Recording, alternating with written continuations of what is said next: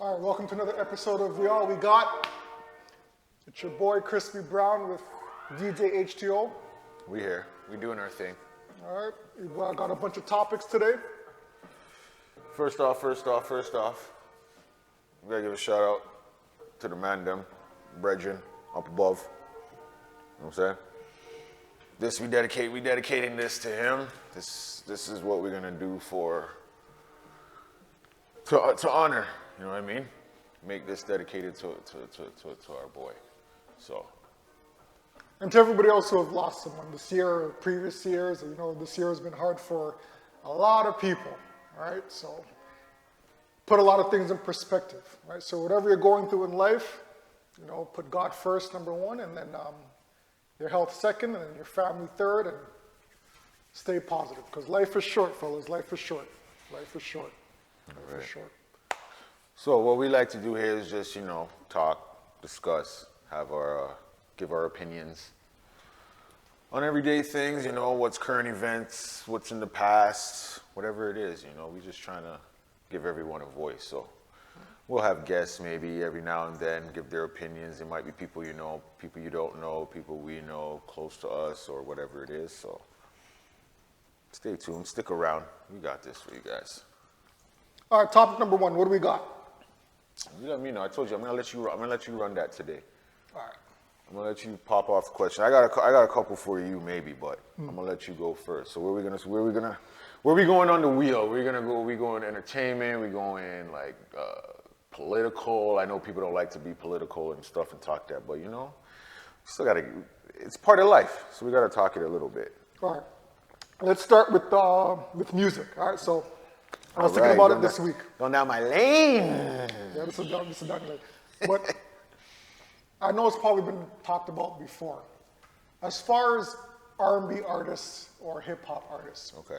If you're a rapper, so you come out as a rapper and then you transition into R&B, does that hurt your brand or does it help you expand more to your audience? So just to give an example, we'll give Drake as an example. Mm-hmm. So Drake, from what I remember, he started as a singer. Now you can correct me if I'm wrong, but to me he came out as a soul R&B singer. I really didn't see him as a rapper. Came out as a rapper. His first mixtape was he was rapping. But he was singing a lot. No. He was, as far as I know, the first like when I hear people talk about the first time they heard him, like The City Is Mine. I think the song called City Is Mine, and What We Do. I think that's what the title. He's rapping. He's not singing. It's none of that. He's like rapping. But the singing rapping part came, I think, with you're the best. You're the best. Yeah, and maybe the mixtape before that. What is it called? Is it So Far? Not So Far Gone. So one where you see him, I think he's standing. He's like in a jacket or something or whatever. Comeback season. See, thanks. You see, listen, bro. You guys know that. You guys know that. That's the first one, right? But comeback season? Okay, that's the one. I don't know if he was singing on that one though. He might have been. That might have been where it could have been. But as far as I know, he came out rapping. But did you always see him as like his contemporaries, like Lil Wayne or Jay-Z, or did you see him like more of a soft rapper? Okay, listen.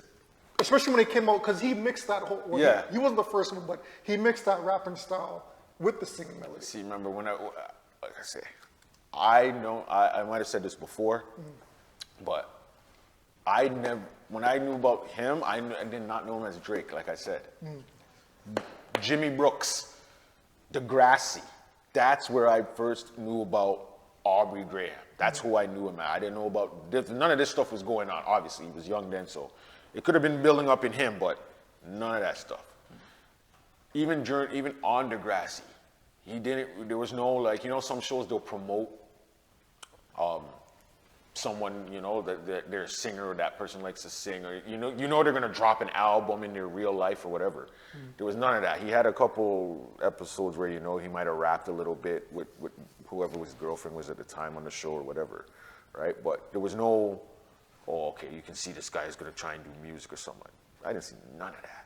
It was after it was done. I just heard it on the radio. I just hear the song. It was "What We Do" or whatever. I'm like, this sounds all right. It's okay. I didn't know who it was, and I think after I heard the name, I was like, Degrassi, Jimmy, this guy raps.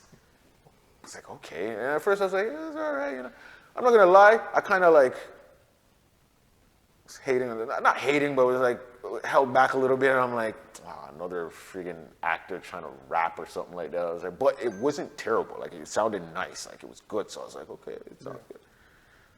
And then he just eventually came up with more things, and then he dropped this off, and it's just like, okay, this is what he's doing.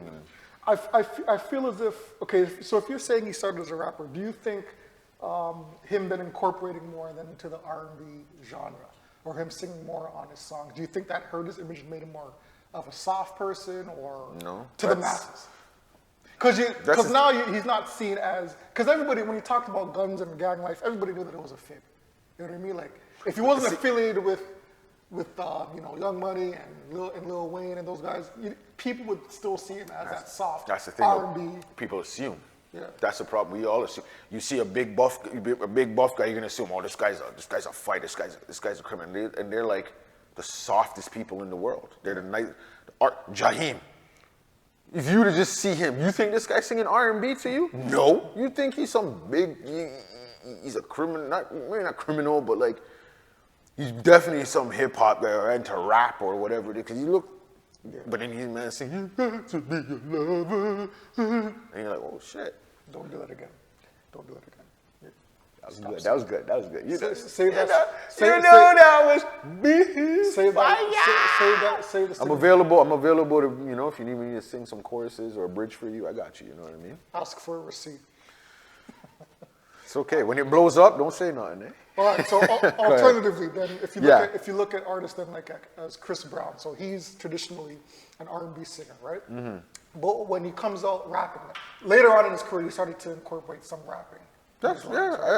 And he made that diss track against, was it Quavo? Oh, like Quavo, I think it was. Yeah. When someone switches like that, even if it's just temporary, does that hurt his brand, or does that accelerate his brand for him? No, I don't think it could. Again, I don't think anything hurts your brand. It's not what you're doing that hurts your brand. I think it's how you do it. Mm-hmm. There's some people, like you say, they shouldn't. If they're a singer, you sing. Some of the people don't rap, or keep it minimal. And maybe, obviously, we're gonna know most likely someone wrote it for you, right? Like Mary J. I think didn't she have a rap persona, or someone she had a persona, or she rapped on one of her songs, or but no one. No, but I'm just saying, like, what I'm saying is, like, that's cool. She's not trying to be a rapper. She put something in because, hey, I think it was called Brooklyn or something like that was the rap version of her, or something like that. I think it was like a one song on one of her album, whatever. That's cool, right? I know what you're saying, like, incorporate it, like, they go back and forth. Yeah. That's different, but that's what I'm saying, you gotta know you, right? If Mary tried to do that, that might have hurt her a little, because people might have started getting tired of it. Like, okay, we don't need to hear you rap. But I mean, if the bars are going, but you're gonna know she ain't writing it. So then that would be a factor. Do you care? Because it's Mary. Do you care if she's writing? You know she's not a rapper, but it sounds good. Her flow is nice. You allow it. At the top of your head, who comes to mind who's done the best transition from either rap to R&B or R&B to rap? If you could think of one. But I don't know if anyone's actually transitioned. I think they just incorporated into their stuff, right? Like, yeah, like, because, like, LL, you can say, was the first to kind of, like, he didn't sing, but he had that, it's a Ja Rule, for the ladies, harmonized, for the ladies, you know, I Need Love, right? Like, he's rapping, right? So I'll say he's the first one to kind of do that. Like, he incorporated the ladies with rap and all that stuff. Yeah. Then I guess you could say it was Ja Rule in a sense with the singing, the R&B-ish thing. But again, he doesn't have a singing voice. So you could probably say Drake was the one who kind of like blew it up a little more, that type of style. Yeah. I'm gonna add a little bit of controversy, but if we're just speaking to the artist itself and not the legal stuff that's happening behind the scenes, I'm gonna go out on a limb and say, Puff. If you think about it. Singing? He sang? Of course, man. He did some singing songs afterwards. With those girl groups. Yeah, but he wasn't singing. I need a girl. Yeah, but he's not singing. That's other people singing. He ain't singing the hook. He ain't singing. He's not singing, but there's some R&B-ish in there. Yeah, no, I thought he's not rapping. I thought you were talking about like the artists themselves. He's an artist, right? Yeah, but I'm saying themselves singing, not okay, I wrote this hook, but you're gonna sing it for me. Okay, well, not literally singing, but. But that's what I'm referring to. Because when Chris Brown's rapping, he's rapping. It's not someone else's. He's writing a rhyme. Okay, you write it for. He's rapping it. Where most likely you're assuming he's writing it. All right. Right. So he's actually rapping. So have you listened to the Love album? Whose album? The Love album by Diddy before he went to jail. All right. So there's tracks on there that he's clearly singing. Okay. So that's different. I never heard it. So and there's love songs, right? Okay. So in comparison to how he started as the hype man not the hype man, but he brought out Biggie, right, another artist. Yeah. And then he started putting himself in videos, but still rapping, right? As he got older, he transitioned more into those love songs and those songs to the girls. So would you think that he transitioned in a successful way from being a core rapper to developing into a R&B artist? He's not considered a core R&B artist like Chris Brown or.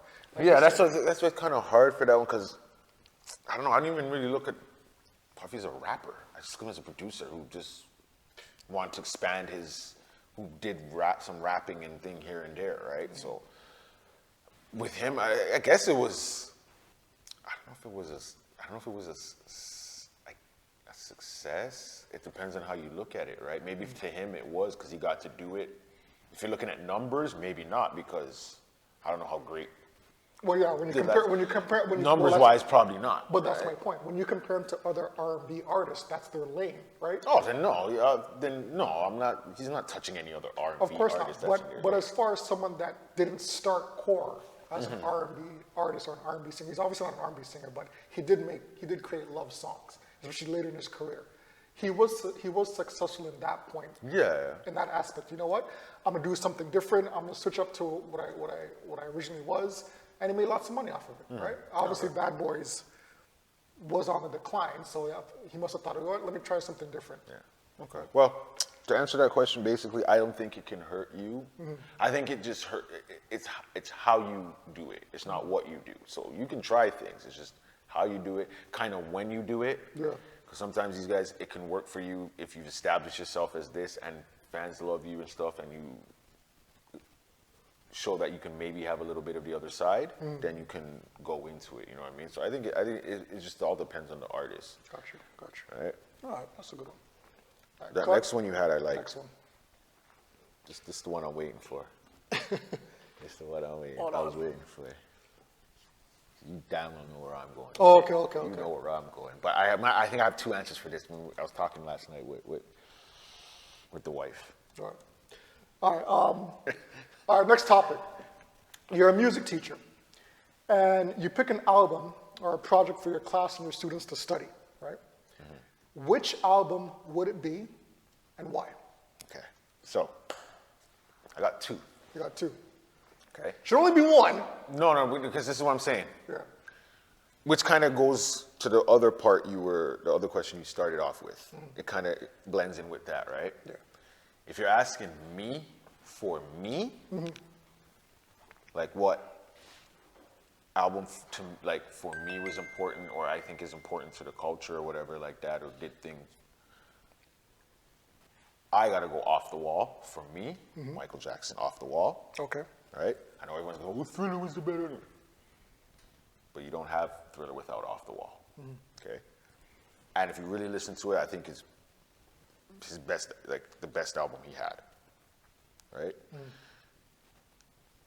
But if you want to talk about like music and like everything and sampling and this and that, you gotta go, I think Stevie Wonder, was it Songs in the Key of Life? Okay. You gotta use that album. I mean, I'm pretty sure I have that on disc, on CD, like it was burnt off or something like that. So I think I do have that one or whatever. But if it's the same album, and I've heard that it's like, anytime people talk about one of the greatest albums or stuff like that, people mention, like real music heads, they mention that Stevie Wonder album. So I think that would have to be kind of analyze as an overall, not because I like it or whatever. If it's like, if everyone had to agree on one album to say, okay, this is the album that every teacher is going to teach, then I think you got to use that album. So not to say that it's the most popular album, but yeah. how is it important to the culture? Like, give me one example why it would be important for the culture itself, if you have one. So how did it impact you? That's what I'm saying. I don't know. It may not impact me. That's what I'm saying. If you want to talk about me, then I'd have to go Michael Jackson, Off the Wall, stuff gotcha. that I've listened to the song, but I ever studied it or was like listening to it consistently or anything like that to be like, oh, okay, well, this and that. But just Stevie Wonder in general is a person you should be studying in music, right? Amen, I agree. Like, he's been around for so long, so obviously if you're going to study him, you're going to pick an album to study, and that would be the album from him people say you should listen to. Everyone has their opinion, but I think if everyone had to agree on a one album from him, that would be the album everyone would agree on. Okay. Right? Okay. But like for you, what would you? See, I'm not really into I'll be honest with you, I'm not really into a whole I like songs. I can't listen to album after album after album. Yeah. So if I had to pick an album that probably changed our culture or made an impact on our culture, I'd have to say The Crown. You know what I mean? I was about to go ahead, yeah. Like, just think I about hear what it. you're saying. You know, think about it. Till this day, we even talked about it before we started filming. We're still waiting on a Chronic #2. This has been the most anticipated album that hasn't come out yet. So obviously there has been an impact. Never come out. You know, he keeps teasing you after year. That's the whole point now. But if you think about it, that's the gag going now. there you go. But if it's something that he can tease, there's obviously some anticipation there. People are wanting to see this come out eventually. That shows you the impact that the first album already had, right? Listen, if he were to just right now in the middle of at 6:26 p.m. say, I just dropped Detox. It's a wrap.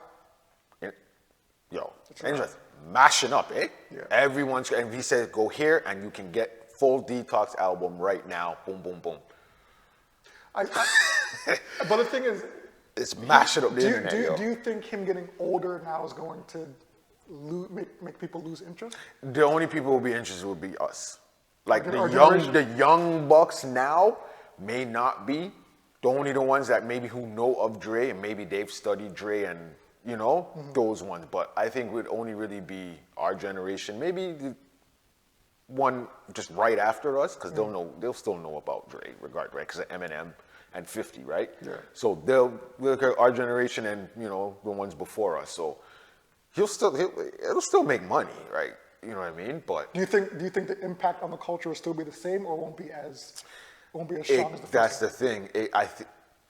I think it can be because it all depends on who's on it. If he's blending artists from now with his sound, is it going to be Dre's sound, or is it going to be a Dre sound mixed with new, or is he just going to have?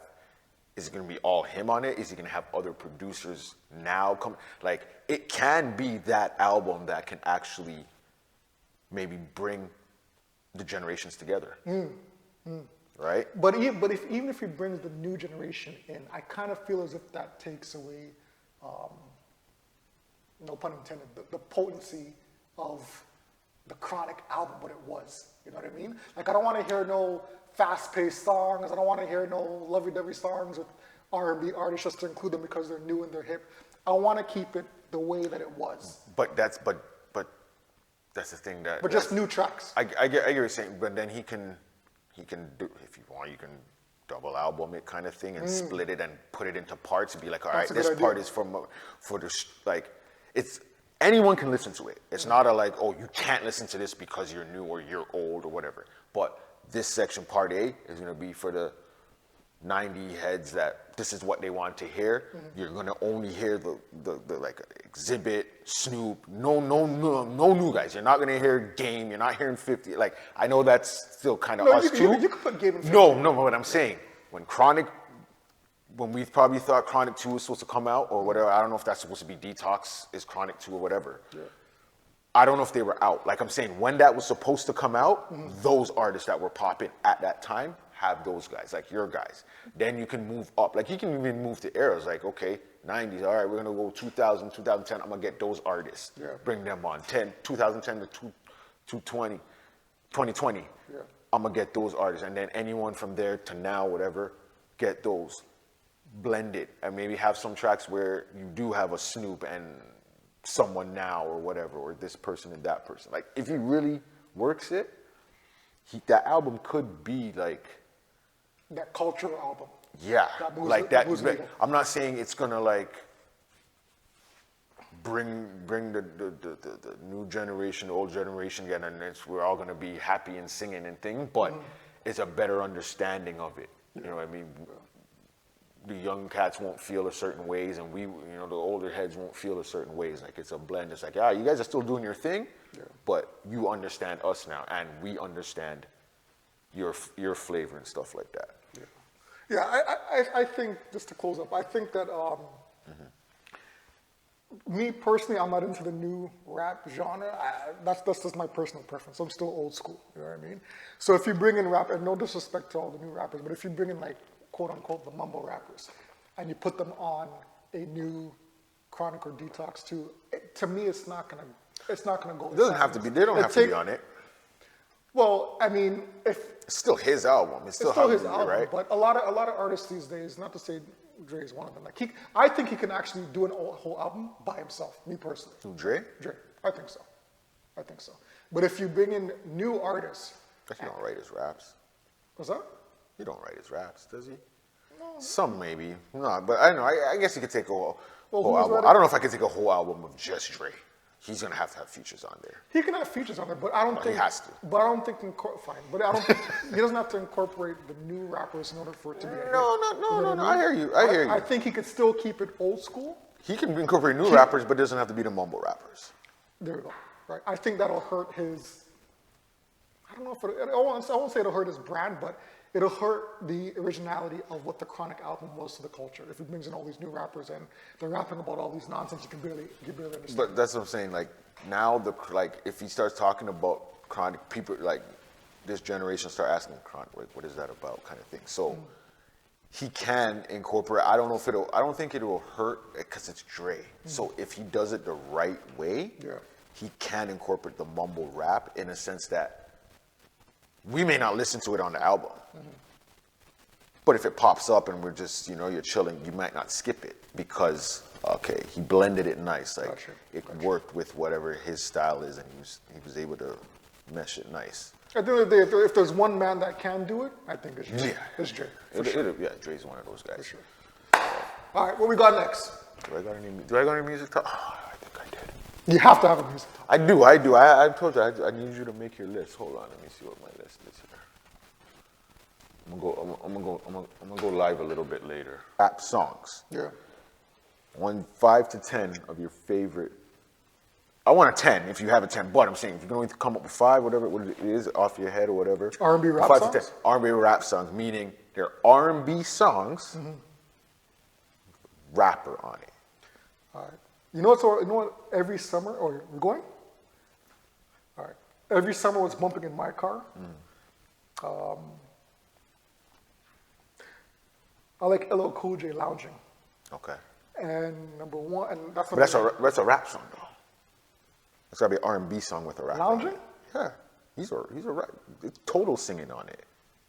It's not so, an R&B so song. total singing on it could be considered an R&B and rap song. No, but I want the main artist is singing, and then there's a rapper rapping on it. Okay, I got you. If you can think of any, right, like off your head. I didn't write any down, so I forgot to write them down. But all right, what about this one? Mary J. It's only one. It's only one artist, or can it be a? Oh no, it's two artists. Okay. There's a rapper, but the song is. What song is beating this one? I don't even know if you could come up to beat this one. I know what you're gonna say, but I'm Method gonna tell you you're and- wrong. Nope. That's a rapper No, man. with an R&B artist. Are you not understanding what I am saying here? You're telling me that the track with Method and I'm not. And I'm Mary not- J. It's is not a matter if it's an R&B song. I said an R&B.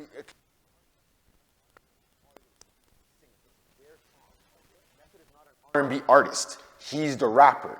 But he's a rapper on the R&B song. It's his song. No, it's Mary J. Blige's song. You don't think it's her song? You don't think it's her song? You're a... That's all she sings. And how many verses does Meth have? Good point. I see it as Method's song. To me, I don't see it as a rap song. I see it as rapping. I see it as an R&B song, a couple songs. No, I see it as a rap song. We need to poll this. No, we need to poll this. Please, no. We gotta go to. No. I need your opinion on it. Think about it. We gotta poll it. I need with Mary J. Blige featuring Method Man, is that an R&B song or a rap song? Let me see the numbers. Good. So rap song. It's an R&B song, bro. It gives you the R&B flavor to it, yes, because what Mary said, take Mary J off the song. Are you still calling it an R&B song? Oh, I'm strictly calling it a rap song. But it's a rap song with an R&B artist on it. Okay, all right. I can't see that as corely a rap song. To me, it's... Why? Because he's what, talking to a girl? It's a rap song. He's rapping. All right. That's how I get it as. Like, if I'm spitting bars and I'm going off on it, you're not calling my song an R&B song. Why? Because I'm singing to a girl? I get it. I get where you can maybe say it's an R&B song. They would probably categorize it as an R&B song too if they're giving awards, just to give awards. But they'll probably say rap R&B song, best rap R&B collaboration. But it's not going into, I don't think it should be in the R&B. If you're doing R&B songs and you're giving an award, I don't think that should be in there. Listen. Because he ain't singing, he's rapping. Listen. I was 16 years old, right? Broke up with my girl, right? You can listen to a rap song if you Knocked on her window late at night. Yeah. And I played this song. Okay. You're all... Okay. Yo, it's a love song. I got the girl back. He's still... I didn't rap to her. You can still have a love song and you're rapping. Then it's not considered love doesn't just mean... So you can't have any love in rap? Nah, man. Are you kidding me? Rap is a style. I'm rapping to you. That's what you're doing. I'm rapping my lyrics.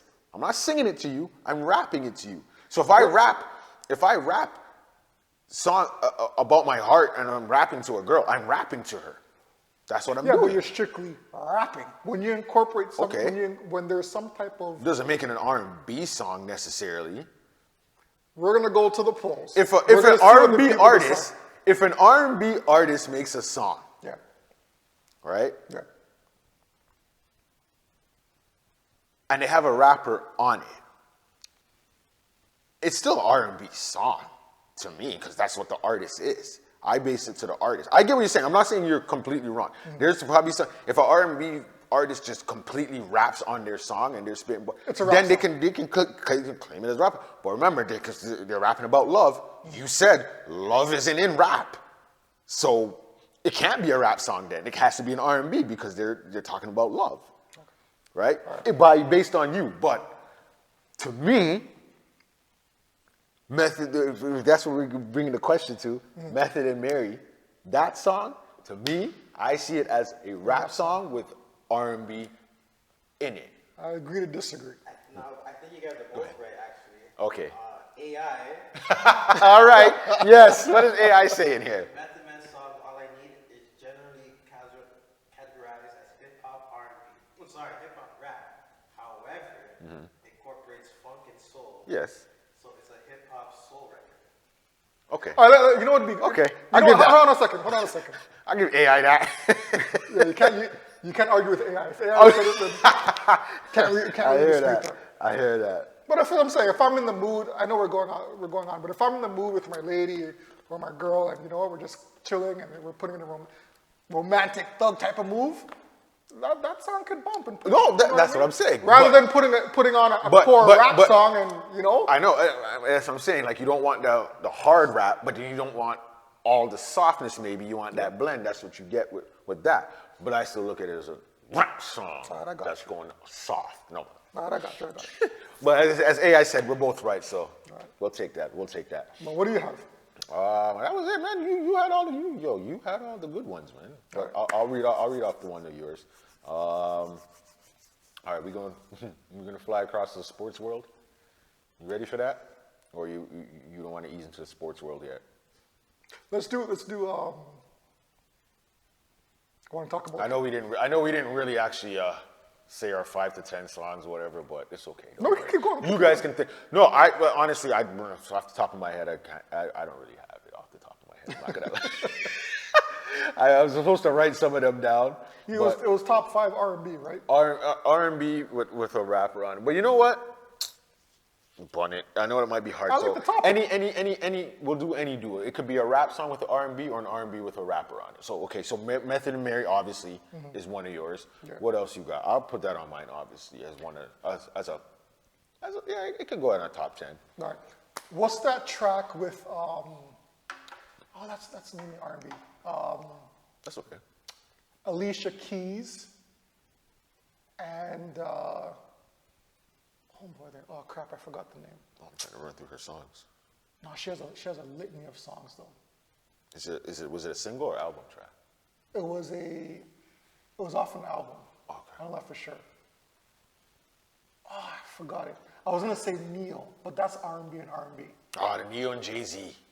Neil and Jay-Z, they came out with the track? What's it called? Crazy. Yeah, Crazy. Crazy. What song is that? It's on which Neo album?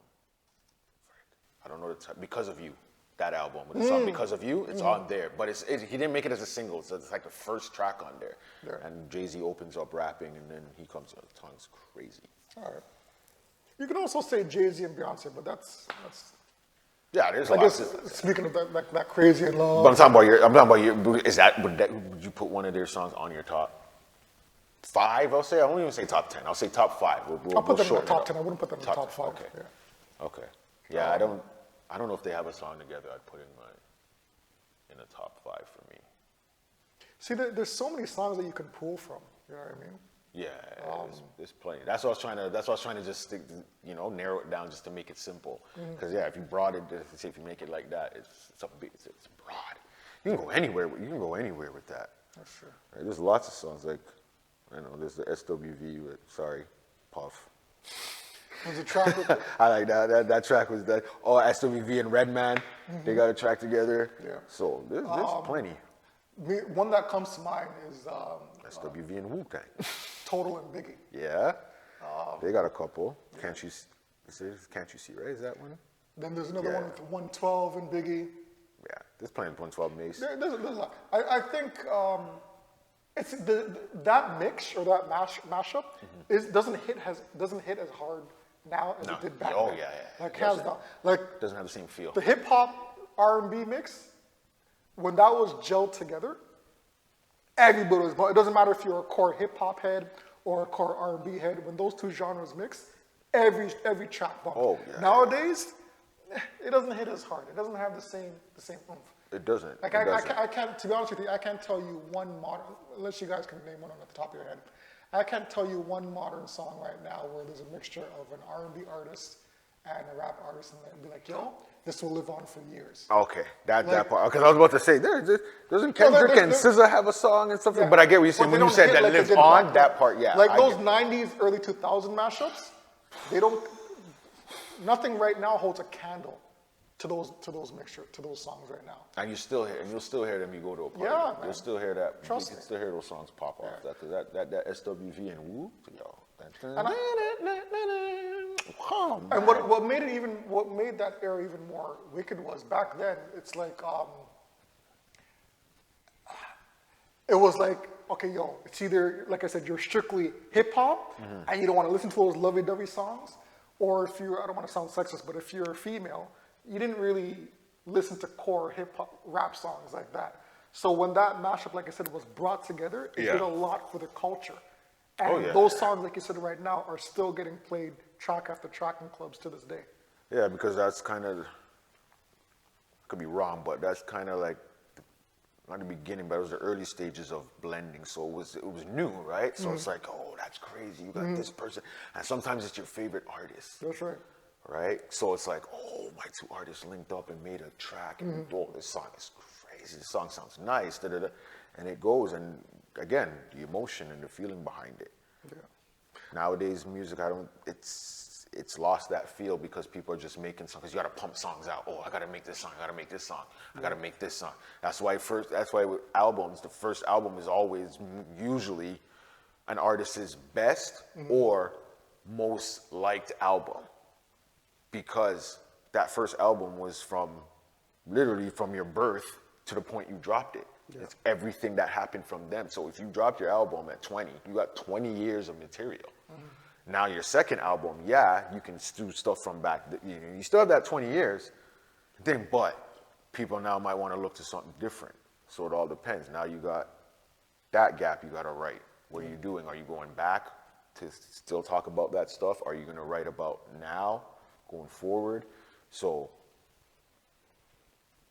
the material might be a little bit different. Like, you can still use the old stuff, but some people would be like, like, if Jay talks about the hood, some of us would be like, yeah, that's what you want to hear. But some people would be like, you're not broke. Why are you talking about hustling on the block? You don't do that no more. Yeah.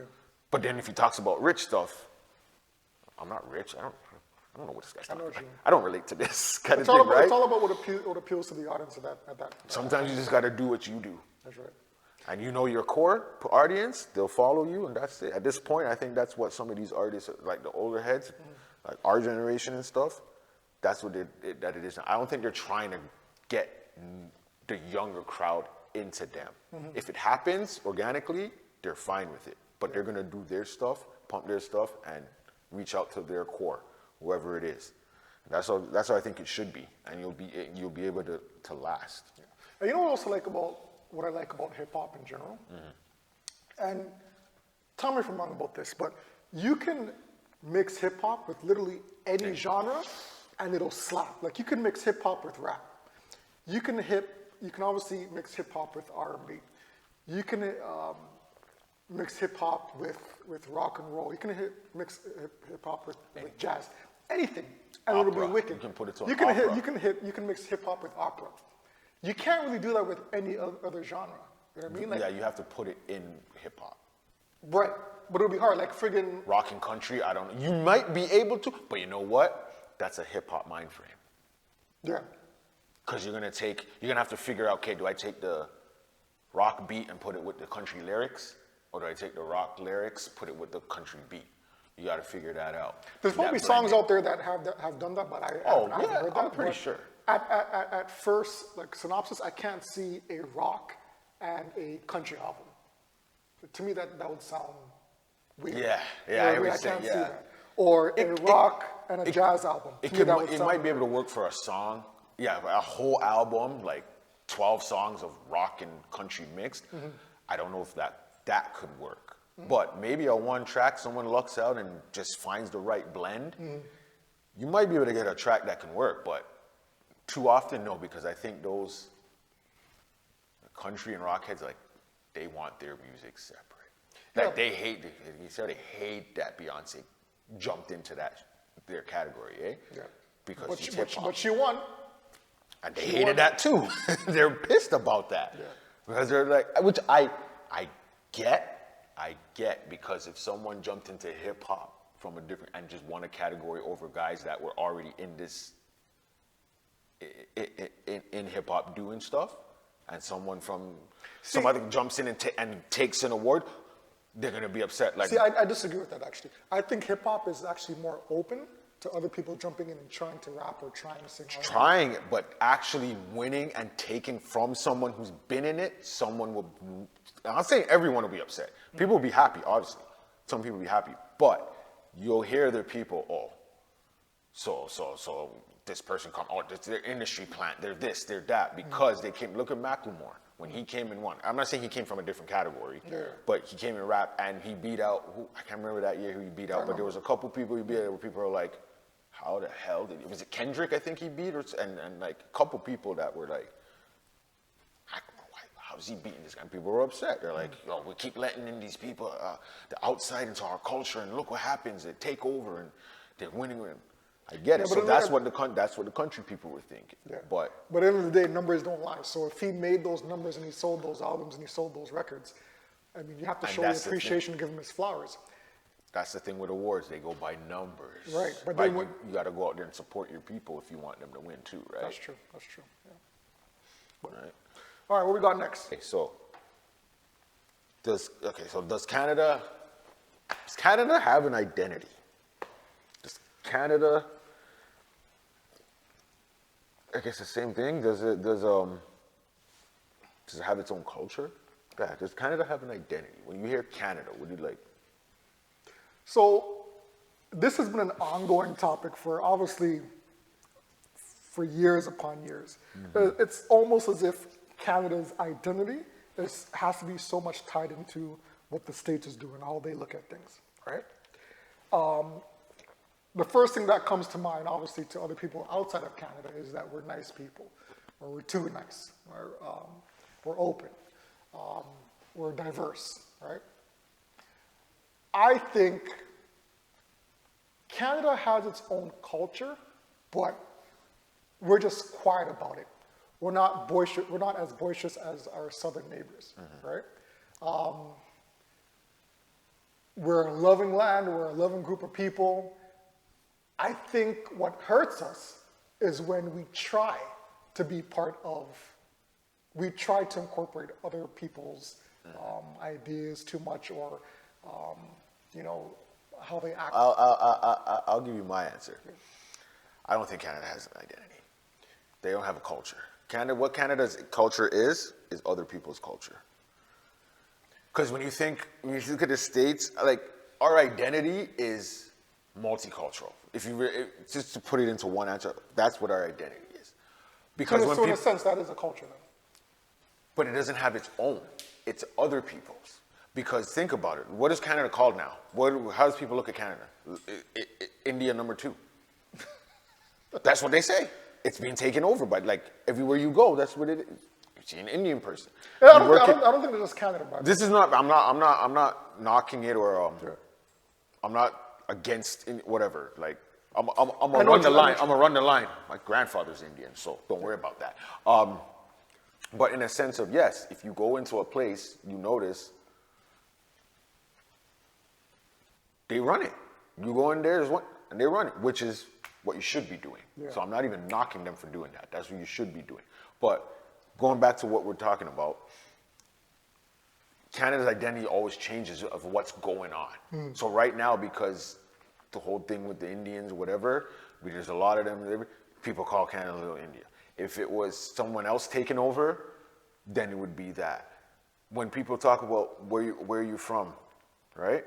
No one really said, they'll say, I'm born in Canada, but most of the time, if you ask a Caribbean person I'm Jamaican, I'm Trini, I'm Guyanese.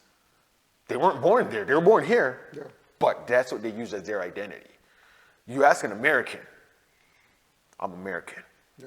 Don't give a fuck what the background is. America. But that American brand comes with some type of stature, right? When you speak of American, you always think of someone that's boisterous, like I said, or someone that's strong-willed, or someone that's outside. Respectful, I guess. So I think in that aspect, we do have sort of an identity that the world sees us as. You know what? They're a nice group of loving people, right? Supposedly. I think when it comes to the States, I don't feel as if we should try to mirror them. I think we're kind of going away from that now, a little bit. Yeah. I don't think it's as heavy as before. Like when we were growing up, it was heavy. It was states. Everything was about states because everything was obviously price-wise was cheaper. And I think that's affecting it too. Because everyone, you states to go get your stuff, it's cheaper, blah, blah, blah. But now that the dollar and all that it doesn't really make sense. You don't hear people saying as often, oh, I'm going to States to shop. Like, I'm going to America and I'll shop, get some stuff. But there's some people who went literally just to get stuff. Yeah. Right? So. And I actually do think with all that's going on right now between, the tier 4s between, the two governments, I think now Canada wants more of a separate identity. You know what I mean? I think we needed one. well, I don't know if we Well, we already had one, right? But I think this puts more emphasis on why we want to be different than other countries, right? Yeah. I think the pride that's coming out now within our country, we're on to thank Trump for it. You know what I mean? I think I get what you're saying there. I think the whole war with tariffs and calling Justin Trudeau the governor of the 51st state, that lightened that little fire under the culture. You know what I mean? Yeah, I think. What do you mean 51st state? We don't want to be part of you guys. We never wanted. You may have adopted some of your cultures as far as music is concerned. We actually like who we are. So I feel as if to the whole Drake and Yeah. you know what I mean? I don't want to say it was a states versus Canada thing, but deep down, us on this side, Yeah, it happened. Yeah, we were it ended rooting for Drake to, step up and say something. You know what I mean? So Yeah. It comes I to that. think when it comes to culture, we still struggle to find out exactly who we are, but at the same time, we don't want to be anything else. No. That's yeah. Canada will definitely say their culture is hockey. I'll give you that. Hockey and Tims. Hockey and Timmy's. That's Canada's culture. I want to find out what's the equivalent in the States to Tim Hortons. Because Tim Hortons in Canada run shit. I don't think there's anything in the States that's that popular. Like probably McDonald's. Oh, I thought you meant like a coffee type of level, like a food. Like when you think of Canada, like you said, Tim Hortons comes to mind. yeah. When you think of the States, it doesn't have to, it could be food, it could be anything. What comes to mind is, you know what, that's American. Any food really. Sorry to say, I don't think there's like a specific one. Like as we say for like we can say okay, yeah, we have McDonald's and all that stuff up here, Wendy's, this and that. But yeah, Tim Hortons is. That's how you look at it. That's our identity, Tim Hortons. States, I don't know. They have too many. Yeah. They have lots of places that like, and they like to associate with the state. They have lots kind of places thing, that right? causes obesity. Yeah, that too. All right, where we go next? You said, okay, along that still line, if we did go to war, Canada and US, are you suiting up? You becoming a Mountie? You getting them, let's go, we're gonna fight US? Hell no, bro. I'm staying home. I'm not going nowhere. I ain't fighting nothing. Who told you to beef? I didn't tell you to beef. I have no problem. Something tells me though that this has been brewing silently for years. We like will lose. Maybe. Well, go down. As far as I've heard even out of the army, people from the army too, we will lose. We might lose, but when it comes to fighting for your country, if I was forced to fight, I'd welcome it. I'll take up an AK-47. Listen, I'm MP-19, throw a couple grenades, but. I'm coming with my boombox. I'm gonna stand right in the middle and just get together, guys. Come on, just gather together. We are the world. Come on. I do feel, like I said, I think that this is something that's underlining. Like the States has been known to overtake countries. Like we're talking about for centuries, for decades. That's all they do. That's all they do, right? So, is it inevitable? I mean, I would hope not, right? I don't want to see an invasion. But as far as being called to bear arms, hands down, I would do it. I'm thinking about my family. I'm thinking about, my kids. I'm thinking about tradition. I would definitely defend Canada. We could win. What's the strategy? Offer them a bunch of maple syrup? We running up in that north. We bringing them up north with that cold. That's where we got to bring them, in the cold. We get those hardcore polar ice white boys to go up there, and we bring this. You guys want to battle? Come up here. They ain't lasting. Some of them ain't lasting. Well, maybe the New York. I was about to say that. The Detroit, the border states. The Chicagoans. Ain't no Texas man coming up here to battle. Ain't no Florida person. They're done. They will lose. That's how we win, with winter. Yeah. That's the only how we'll beat in the States, is with our winter. Because look, when they got an inch of snow, they shut everything down in their place. everything. We'd be that's what we need to do. Well, you also have to keep in mind. Drop some snow over there, let them lock themselves in, and we invade. It's a wrap. Well, you also have to keep in mind we're still part of the British colony, right? Yeah. So it's not like we'd reason. be. It's not like we'd be by ourselves. No, I get that. We'd have some help, right? I get that, but would wouldn't. We still probably lose? Maybe. No, if we have the British, I don't know. Was the British took over enough places, eh? I know we're not. Okay, so another podcast that we listen to, Shits and Gigs, that I've listened to. I remember they were talking, I think one of their old ones, and that they were talking about how the British would just invade places and take over. And they were saying I think they said there was 4 or 6 countries that they didn't invade. And if you named it, they were like some little places or something like that something you haven't even heard of or whatever. But so if you got the UK on your side, I don't know. I know now it's completely different from when they took over places like hundreds of years ago or whatever it was, 1700s, 16, whenever they did that. Yeah. But again, like you said, they probably still have a strong army over there. So yeah, if we got them as allies, then yeah. But again, history is built on getting as much territory as you possibly can. It doesn't matter what country you are. But for me, like I said, if I was called upon to defend my country, give me a grenade. I'm good. I'm keeping my family and my sovereignty at the top of my list to protect. So I'm like, why are we warring? Why are we fighting? They want our maple syrup. I told you. Just sit and talk though. Like just talk it out, B. Like you fight, you take people's lives and you destroy it, and then what? You still haven't come to an agreement. Yeah. You still haven't figured things out. We're gonna close this up soon. But I did have this discussion with Ben. John, what up? And there are some people. Need you on the podcast. There are some people with the mindset that there are some benefits to becoming a 51st state. Yeah, there probably are. So what you said was talk it out, hash it out. There's no mean to war. What if there were some benefits, like somebody has There are. You know, we'd have a bigger army collectively. Yeah. Taxes, obviously, Canada has a high tax. Well, then you need to get rid of the tax in our state. Because if you got states that, we getting rid of the tax all through Canada. Remember, see, that's what they're looking at Canada as like, it's a small state. Canada's a whole, land-wise is bigger than you. Land-wise is bigger than you. People-wise, yes, we're getting destroyed by you. But land-wise, we're bigger than you. So you just say Canada is the 51st state. You're trying to minimize a country into a state. But even then, that's disrespect right there, one. But preliminary, he says it as a 51st state. But once or if, this will never happen, by the way. But once or if Canada potentially does become a 51st state, even Canada will be breaking up into smaller territories.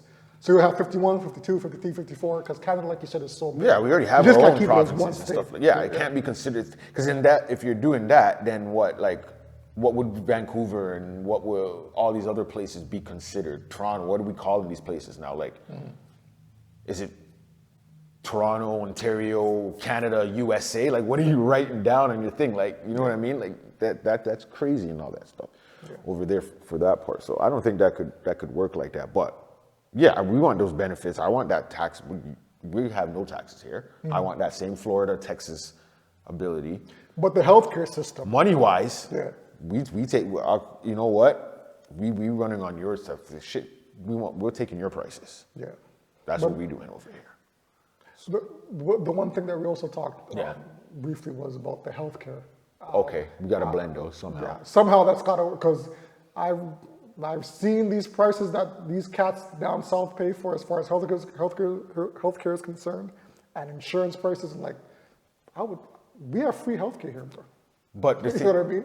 There are little things that you do have to pay for still, but when it comes to comparison, it's like apples to oranges. But the thing with the states, though, when you go and the only thing I think, I could be wrong, but based on how you have to pay for your every visit when you go to the doctor and stuff like that, but you will get seen because you don't have a bunch of people just going because I'm not feeling well, let me go to the doctor. I got you. You got to pay. So now you're going because you are actually sick. I got you. So you're not going to have a room of 100 people where really 10 of them is really what really needs to be seen, and the rest don't really need it.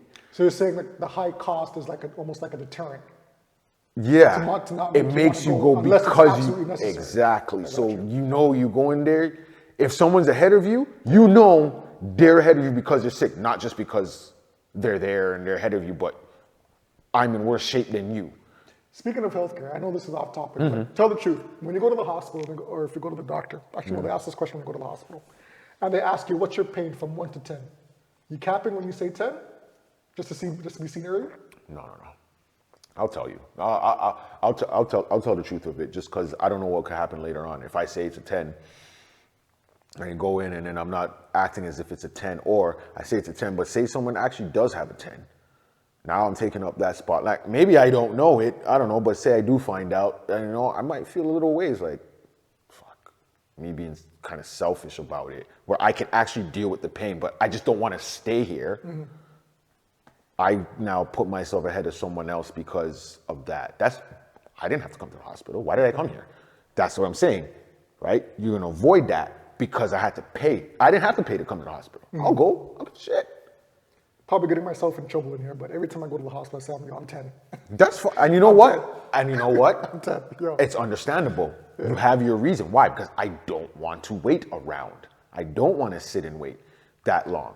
And I know half of you do the same thing. Like if a nurse, if you're going into the hospital, the nurse asks you, on a scale from 1 to 10, how are you feeling? 1 or 2. Why the hell you hear that? You know what I mean? And it Stay might, home. yeah. And may as well say 9 or 10. And you know what? It might actually be a 1 or 2, but in your head, you feel it's an 8 or 9. So you're going to tell them 8 or 9, and then they might look at you and be like, it's not 8. I mean, you can be honest and say that you're 1 and 2, but just know that you're. But that's what I'm saying. You're putting it in the back. You're not gonna go now because I gotta pay for this. I'm only doesn't hurt that bad. I'm okay. I can sit through this one. But now you know your leg feels like, oh my gosh, I can't even walk on it. You know what? Yeah, I gotta go. Let me go. It's not. You're gonna think about it before, so now you don't have to worry about that crowd. And just people being in there randomly. Now you're gonna get sick because I don't know why you'd want to just go to the hospital just to go to the hospital now. Like I avoid it. I get to the point where it's like if I can't take it, then yes, I will go to the hospital. But I'm not going there just because I'm a little thing. All right, let me go to the hospital. No, because now you're gonna get worse. Yeah. I don't know, like. I've gone to the hospital with a sprained ankle. That's something different. That's something I know. That's something that you can obviously heal at home, but you want to make sure like it's not fractured. Yeah, there's nothing else there that could happen. That's different. With a sprained ankle, even though it's a common injury, if they're asking you what's your pain level, I'm still saying 10. Even though I'm pretty sure it's probably a 10. Yeah. You know, say that like you know what? And they probably know too. Like if I say I went and I twist my ankle, you can see I'm like this, and people are carrying me. Yeah. Really, you're gonna ask me to pick, like what's the level? The fuck? I can't walk on it. You should already know the level. Don't ask me what level it is. And that's where grade 10 drama class kicks in. You gotta represent. You come in with the cough, add a sprained ankle in there, add a sprained neck, you're getting seen right away. Drop down, throw up. That's what you gotta do. 1 to 10, I'm a 15 at that point. You throw up, they move you up on the board too. Yeah. All right. What we got next? You got one. I'm running out here. Because we're saving the lottery one for last, right? Yeah, we go sports. Okay, what do you got? Because that takes us time, so we're gonna have to like chop that. Next topic we got. Just say we live right now too, so you know. Oh, we live. We live. We'll see if anyone jumps on. We don't know. Crispy Brown. It's about to go down. You think? Okay, where we go? Bunch of dogs up in this pound. Rough. All right, so question we got for you guys. Yeah, we're on sports. You're on sports. Obviously, what's been in the news right now is Shadur Sanders and him getting drafted so low when he was projected to be the number 1, between the number 1 and number 5 pick originally. I assume. That's what I heard. I don't know the whole basis on this one. So, yeah. So there's a lot of rumors and innuendos going around about his approach to the game, his cockiness. Yeah. Obviously, if you draft him, you're also technically drafting his father to come along as a package. Yeah. But do you think the NFL was trying to make an example out of him, or is it more based on his skill level in comparison to the other players drafted before him? Probably both. Just based off what I know, if they might try to make a little bit of example just to let people know, hey, like just because you're good or you have a name or something like that doesn't mean you're above Everybody else. everyone else or whatever, right? You know what I mean? Like some people may put you there, but with us, we're letting you know that's not flying kind of thing. And it could be skill too, because I've heard too, like he's not, I guess, the greatest, or not the greatest, but like the best one out of all the drafts right now. He's not the best, maybe even the best, because is he a quarterback? Quarterback, yeah. He's probably not even the best quarterback. I'm not too sure. Don't roast me on this one, right? But with him, I think that's what it is. It's probably a mixture of both. So I'm not too sure with him. I know that like you said, he dropped all the way to 5th round and got selected, I think, by the Cleveland Browns. So Yeah, I feel as if it's more along the side where the NFL is trying to make an example. Just because you have the last name of Sanders doesn't automatically what up, BZ? doesn't automatically mean that you're going to be drafted so high. Yeah. I think when you have such a father figure of Deion Sanders or someone of that caliber, Yeah. it comes with certain expectations, right? Yeah. And I don't think, and you guys could correct me if I'm wrong, I don't think when you compare him to other quarterbacks coming into the league that he meets that upper echelon of like top tier quarterbacks. Yeah. We're not experts. We're not scouting people, but Yeah. you have to keep in mind. You have to kind of have faith that these people that saw him play in his college level, when you compare him to other quarterbacks, he doesn't meet that criteria. Probably. You know what I mean? So, and I gotta think that if you're gonna draft Shador, Deion is looking down the pipeline and saying, you know what? If they get my son, maybe I could have a coaching job in the future. So then you have coaches worried about their job, right? And I don't know. It's almost like the NFL is taking a playbook out of the whole. I know it's a far reach, but they're taking a playbook out of the whole LeBron and Bronny situation in the NBA. Okay. You know what I mean? Like, Okay. LeBron is this all-star caliber player, right? There's so much pressure on Bronny, he's bound to fold, right? Okay. Same thing with Shador. There's so much pressure on his head because of who his dad is. Yeah. Maybe he's not going to be as good, or he's going to try too hard to be as good as his dad, even though he's going to play a different position. There's still that pressure on top of his head where you got to be at this level, when he really is probably at this level. You know what I mean? So they have to take all those things into consideration. So, do you want to take that chance on Shador? I mean, Spend that type of money, wait for him to develop to get to a top tier quarterback level? I don't know. I don't think the NFL is paying money like that to someone that hasn't proven himself in a NFL jersey. I mean, I think from here, this could work in his favor if he wants it to, being drafted 5th round. Like I know it's like you're supposed to go. Projected as what I heard, 1st round, top 5 or whatever. But if it's not everyone feeling that you deserve to be there, because there's some people who probably think it might have been a mix of like, why is he top 5? He's not, maybe he's a top 15, top 20, but top 5. Well, apparently he's nice. He's not that bad. I say I'm not with the NFL and stuff. I know there's little things that can drop you in the draft, like it could be something minor to you, but to them it's something massive, and you can go from top 5 to maybe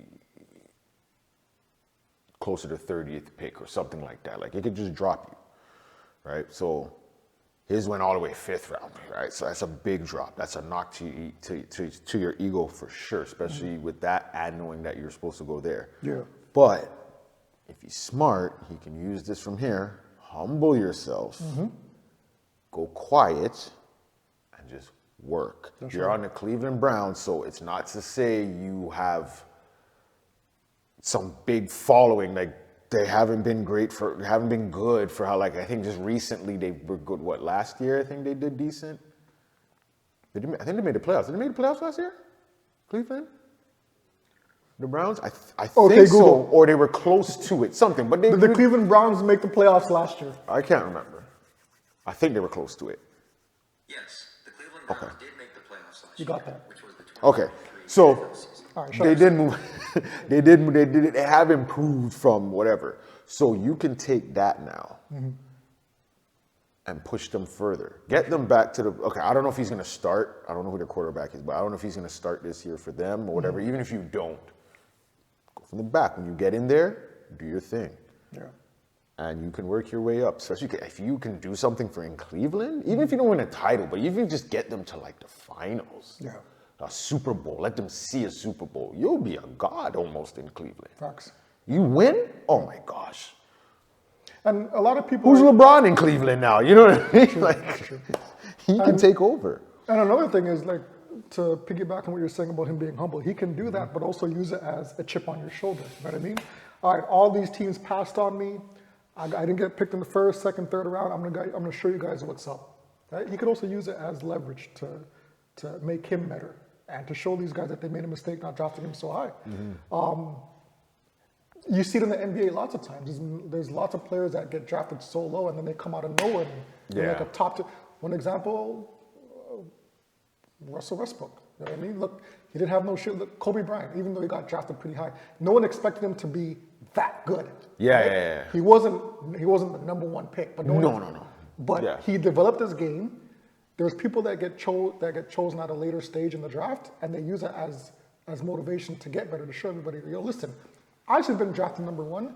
It's time to show and prove. So, I mean, my only advice to Shedeur is show them what's up. Yeah. You know what I mean? Use it as a chip on your shoulder. Listen, I had to laugh because on the live here, we got, our boy, Beezy Buds, Clay Davis. Man said, how did I know he was going to bring up LeBron? Yo, this guy. Hey, how's that 4-1 sweep looking almost? They gave him a gentleman sweep. And you know what's funny?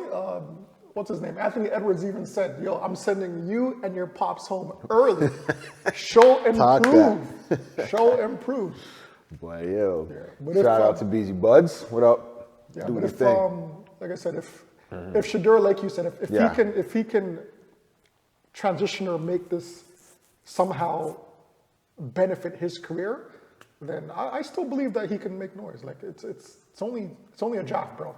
Your career's not over. Your life's That's not what I say. over. The draft is just a draft. It just puts you somewhere. It just gets you in there. That's all it really does. And a lot of people say, as long as you get your foot wet, as long as you get your foot in there, the sky's the limit. It's what you do. Now it's what you do. All this stuff that just happened, make that your pass. You have a new start now. You're in the NFL. All right, work your way up. You're on Cleveland. Work your way up. Don't worry about the camera and the glitch. Like, just play your game. Yeah. And especially if you have a good game, don't get boastful now. Be like, see, I told you, you didn't want to draft me. And then from there, next game, you do crap.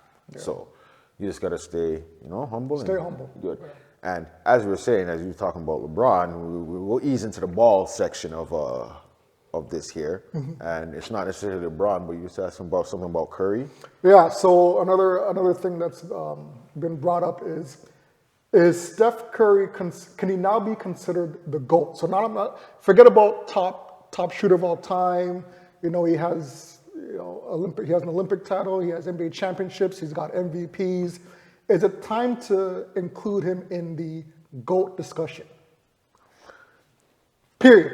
If not just as a shooter, as a player, as a GOAT. She's saying this, if he wins this year? Forget, even if he doesn't win this year. If he doesn't win, so he has what, 4 titles? He has 4 titles. Same as LeBron, right? He doesn't have as much MVPs. But to see the level that he plays at this age, right? And to see that, he's capped it off finally with an Olympic title, right? Does he really have more to prove? He's 36. He'll be turning 36 next year. For just on an overall basis, no, I don't think he has more to prove to say he is a great player or one of the great players. GOAT conversation, I think you could you can bring him up because again, like he has 4. He didn't ride anyone's coattail. He was either the 1 or 2. Forget, okay, he didn't get the MVPs for the fun. But like nowadays, it seems kind of like with those, like a few of those finals MVPs, it was just someone who popped up. Because like, didn't Iguodala got one, right? That's right. And Is he like all season? Iguodala was not an MVP. You weren't even bringing him up in the MVP category, like for the whole regular season. So for him to get it there is just because okay, he had a spark. It was whatever it was at the moment. He was that. He was a difference maker. That's what it was. Not necessarily he was the MVP, but he was a difference maker, right? So Curry didn't get those or whatever. But I think if someone wants to, if you're talking and you're like, yeah, Jordan, LeBron, Kobe, and someone says, he has. I think Steph can be. I think Steph's in there. I'm not gonna like be like, that's stupid. Okay. No, right? no. I think you can put him in there. He's not getting it. All right. Well, let's just say, I'll continue on what you were going to say. Let's just say he does eventually, if he wins one more championship. So that'll put him at number 5. So let him put him, technically, I guess, 1 above LeBron. Yeah, right? you have to put him in.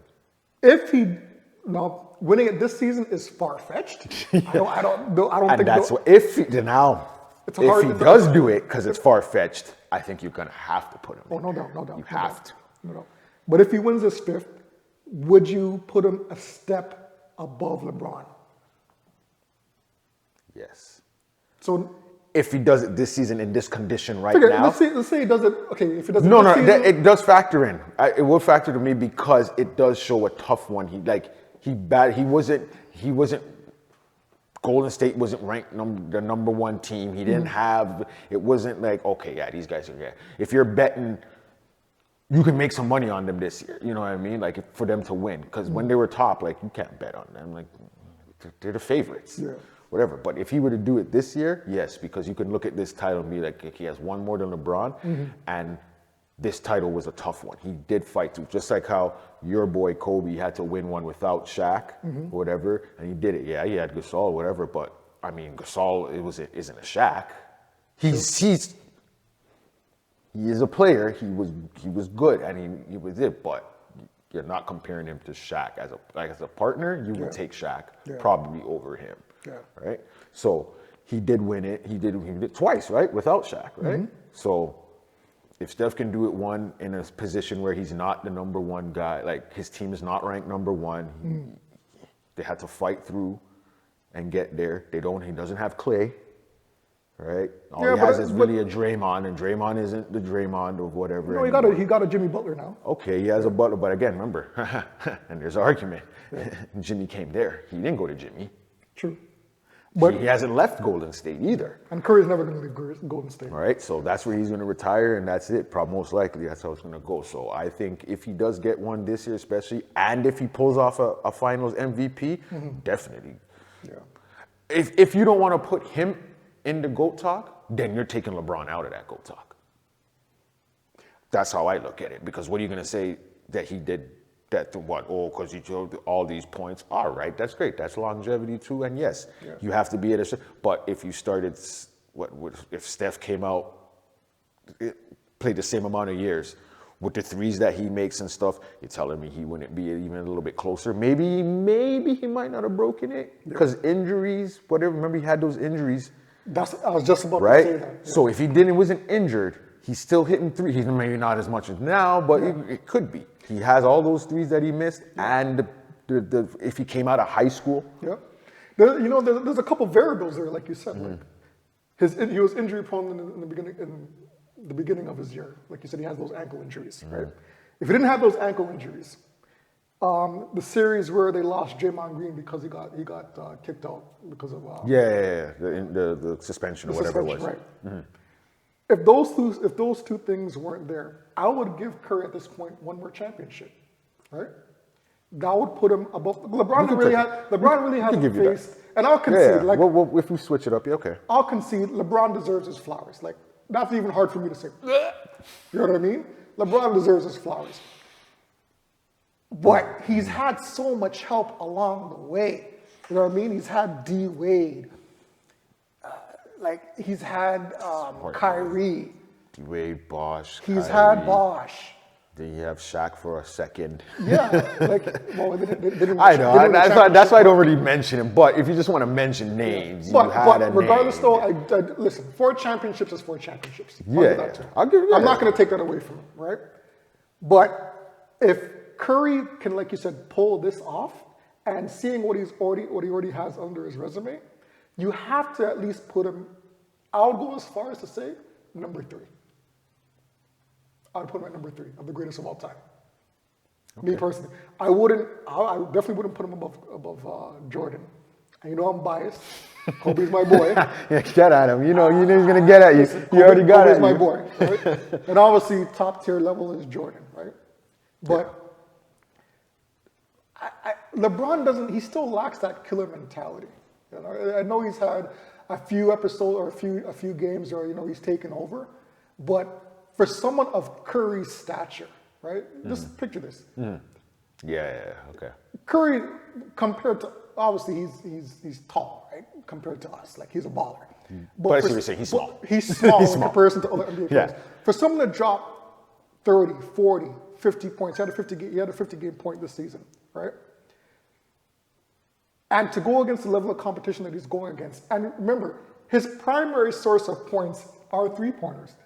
Hitting a 3-pointer consistently is extremely hard. You know what I mean? So for him to continue to do that year after year, win championships, right? Be amazing at 3-point shooting. You have to give him his flowers and say, you know what? I would actually put this guy above LeBron. If he wins one more championship, I'll put him above there. Yeah. But definitely has to. And again, he's changed. He changed the landscape of the game for sure. He changed for sure. like every single person thinks they could hit a 3. Like teams, big. You can't be a big man who can play post. They want you to shoot 3s. Like that's crazy to change that mentality of the game. Yeah. And I know that get to that point, whether people feel it's ruined. I'm not gonna say he ruined the game. He didn't ruin it. He did what he needed to do. Yeah. No one told everyone else to go shoot 3s. That we have to do that now. When people say that, oh, that's the way the game is now. That doesn't mean it got better. That doesn't mean it's better. Listen. So another argument you can make is who's guarding LeBron as soon as he touches half court? Not a lot of teams.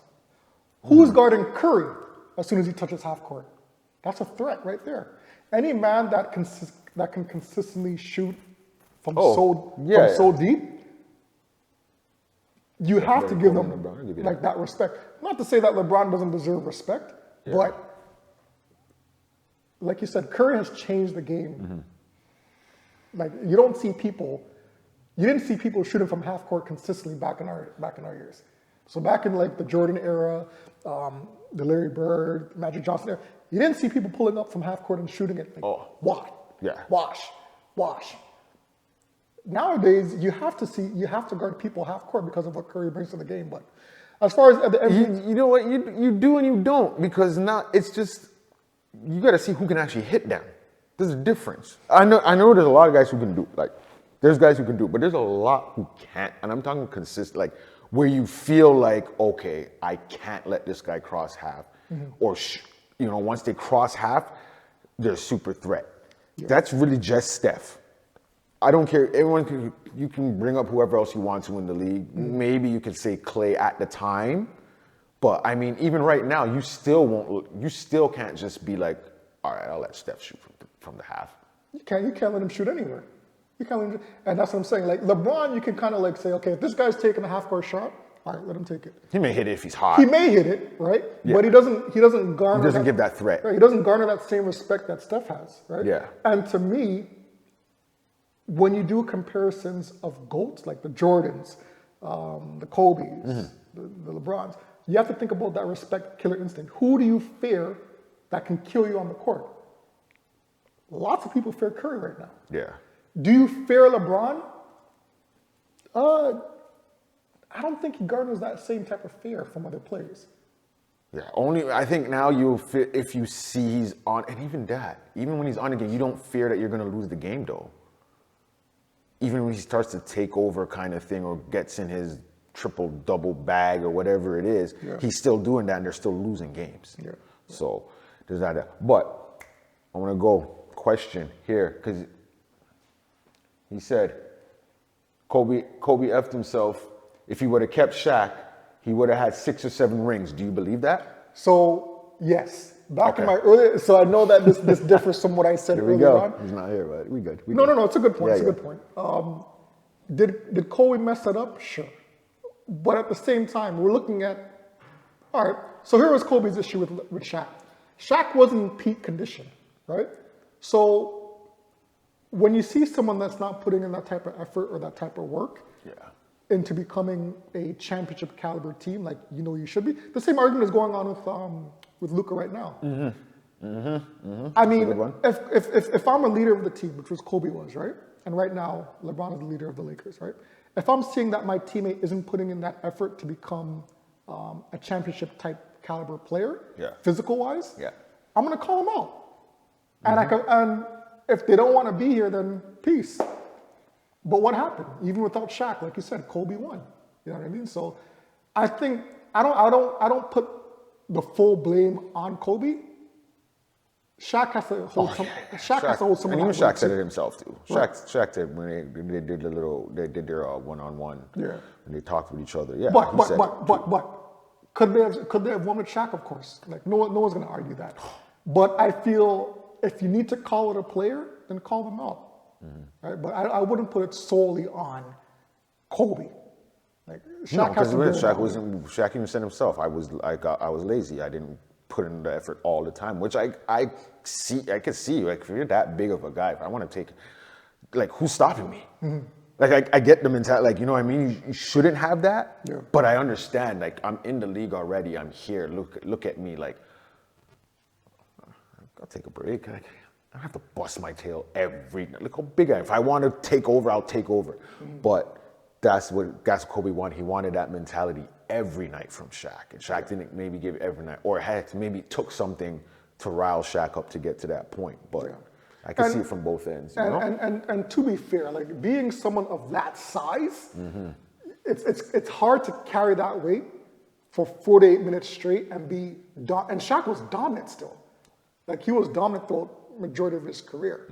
But as he got a little bit older, he won a championship in Miami, but as you get a little bit older, you do put on a little bit more fat. You know what I mean? It's not rocket science, it's just how life works. So everybody needs somebody in their corner to push them to that level. And Kobe was that voice in his ear, and if Shaq didn't like it, then Shaq didn't like it. But could they have won more championships? Of course, that's not even debatable. But at the same time, if you're not meeting the standards of what it takes to win a championship, then it's gonna be harder, or you're not gonna get it. Yeah. Okay, so as I'm still talking about Lakers, and we'll transition that to we're talking about Doncic, or sorry, however you say his name. Call him Luka. Luka. Speaking of Dallas, GM people called him, gave him the idiot thing of the year, probably. Is he still looking like that now with the Lakers exit? And so I was on the bandwagon of the whole let's hate Nico Harris type of level, right? But if you're thinking about it in the big picture, and this is before Lakers even got kicked out by Minnesota. Everybody knew the health issues with Luka, right? That wasn't a secret. Yeah. And obviously everybody knows the health issues with AD. But I'm looking at Luka and I'm thinking about, I don't think he's going to get much better defensively. You know what I mean? I don't think he's going to get any faster. I don't think he's going to be able to move his feet any quicker. So when you think about defense, I think Dallas or Nico saw that, listen, we've been on this guy year after year after year after year. His health is still an issue. His weight management is still an issue. How much better is he going to be? So they took that gamble with AD. At least with AD, you can consistently see that, okay, a healthy AD can get you boards. He can obviously get you points. He's a good passer. He's still considered, if not the best center in the league when it comes Yeah. to all-around gameplay, right? So if we're fast forwarding now to next year, hands down, I think Dallas won.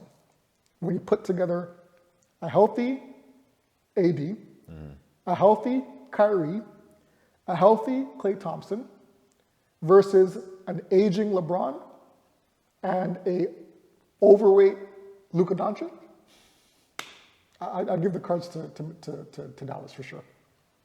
What about you?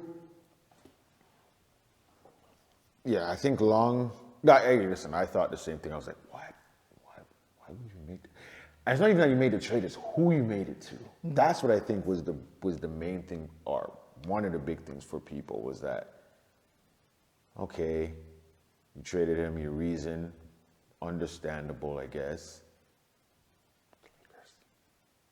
The Lakers? Like, to me, I know when people make trades or with sports, they usually say, don't trade within, like, send them to the other side. Send them to the East.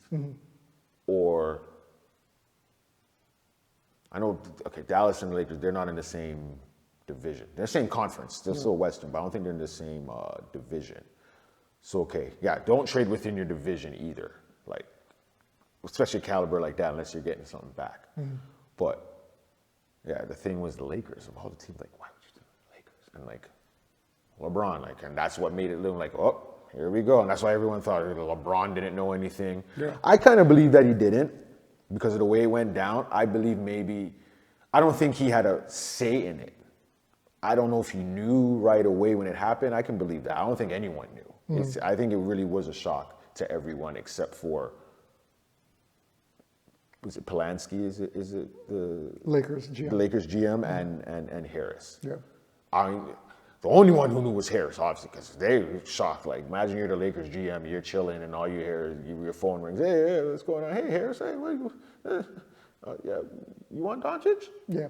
I don't know. You know, That's crazy. So and people think something else might have went down behind the scenes for that to happen just like that fast. I gotta think though, like a lot of people say LeBron didn't know, but it's LeBron, man. Like you have to think like he knew something. Like those moves don't get made without, you know, what do you think if this is the scenario? But do I need LeBron's approval on a Doncic trade? Like, was he really going to say no? You know, Saying that's what I'm pertaining to him being involved, as in like maybe they went, hey LeBron, we're going to get Doncic, okay? And that's it. Maybe that right before it happened. Maybe that, but I don't think there was a hey LeBron, we're thinking of Doncic. What do you think? but LeBron Could have, but I don't know, the way it went down middle of the night, like, you know what I mean? Like, But that even brings more credence to, you know what, maybe he didn't. Maybe he didn't know. It makes it even more unbelievable. When in actuality, he probably did know and probably gave it the green light. Listen, they didn't win a championship since the but he wouldn't know Hold on. he wouldn't know because it's not like the Lakers went to them to say, oh, we want, LeBron, we're going to go try and get them. Dallas called them and said, hey, I think that's how I get it. Dallas, obviously, if you're trading someone, I'm going to call you. Yeah. Remember, there was no other team. He went to the Lakers. So I can understand LeBron didn't know it's going to happen. The Lakers didn't even know it was going to happen the way it's explained. But they can still say no. But they're not going to say no. I can see maybe it might have been a, hey, we want to trade Doncic for Davis and da-da-da-da-da. It could have been a, give me a second, let me call you back. Yeah, LeBron, these guys want to give us Doncic for da-da-da-da-da. We're going to take the deal. Da-da-da. And LeBron might have been like, okay. See, I see that. And then when? So his involvement, what people say involvement, I think they're saying he gave approval or gave a nod into like, okay, I'll take it. No, I knew ahead of time. No, I think if he knew anything, I think it went down like that. Like it was in the spur of the moment kind of thing. Or it may have even been a text like, oh, he might have been on the phone and at the moment, yo, we're getting Doncic. And kept talking. Let me throw you something for a little bit. You're LeBron, right? I'm AD. You get that phone call. You calling me and letting me know?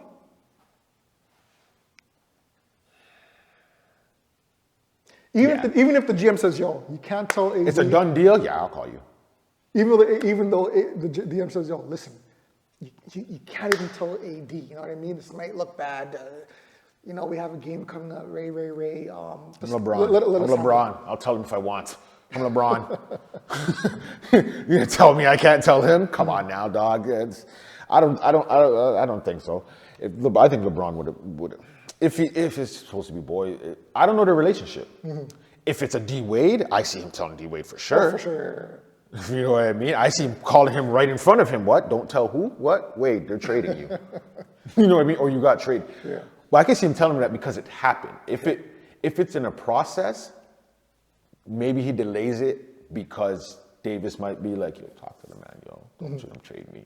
But if it's done, where it's in script, it's already happened. LeBron says, yo, B, they just told me they traded you. Yeah. Like they didn't, there was no discussion with me or nothing. They just said they traded you. I'm just giving you that heads up. If he's not supposed to know, and I'm gonna tell him, I'm like, listen, you don't know this, but they traded you, dog. Deal with whatever you have to, but when they tell you, you need to act shocked, whatever, you did not hear anything from me. Yeah. Kind of thing, so. I mean, that relationship is I at the end of the day, they won a championship together. So that's something that they can hang their hat on.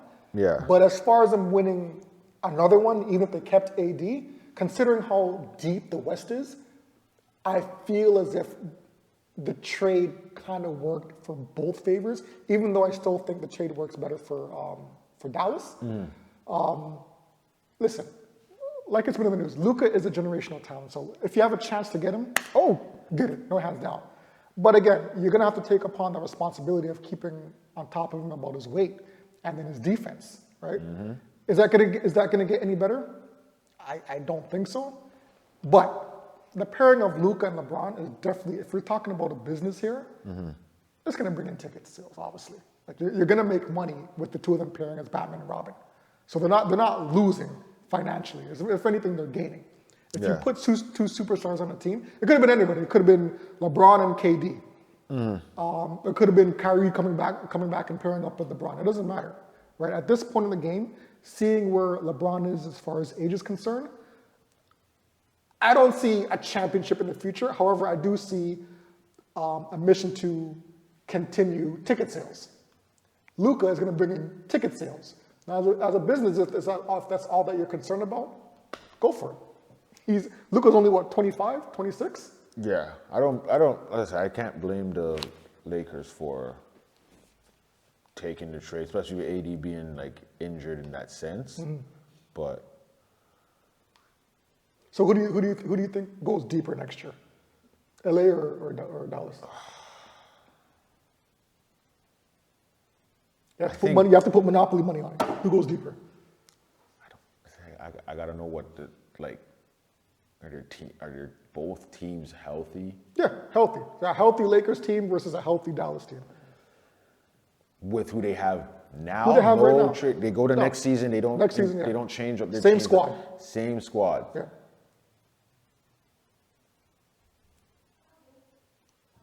Might have to go Dallas. Yeah.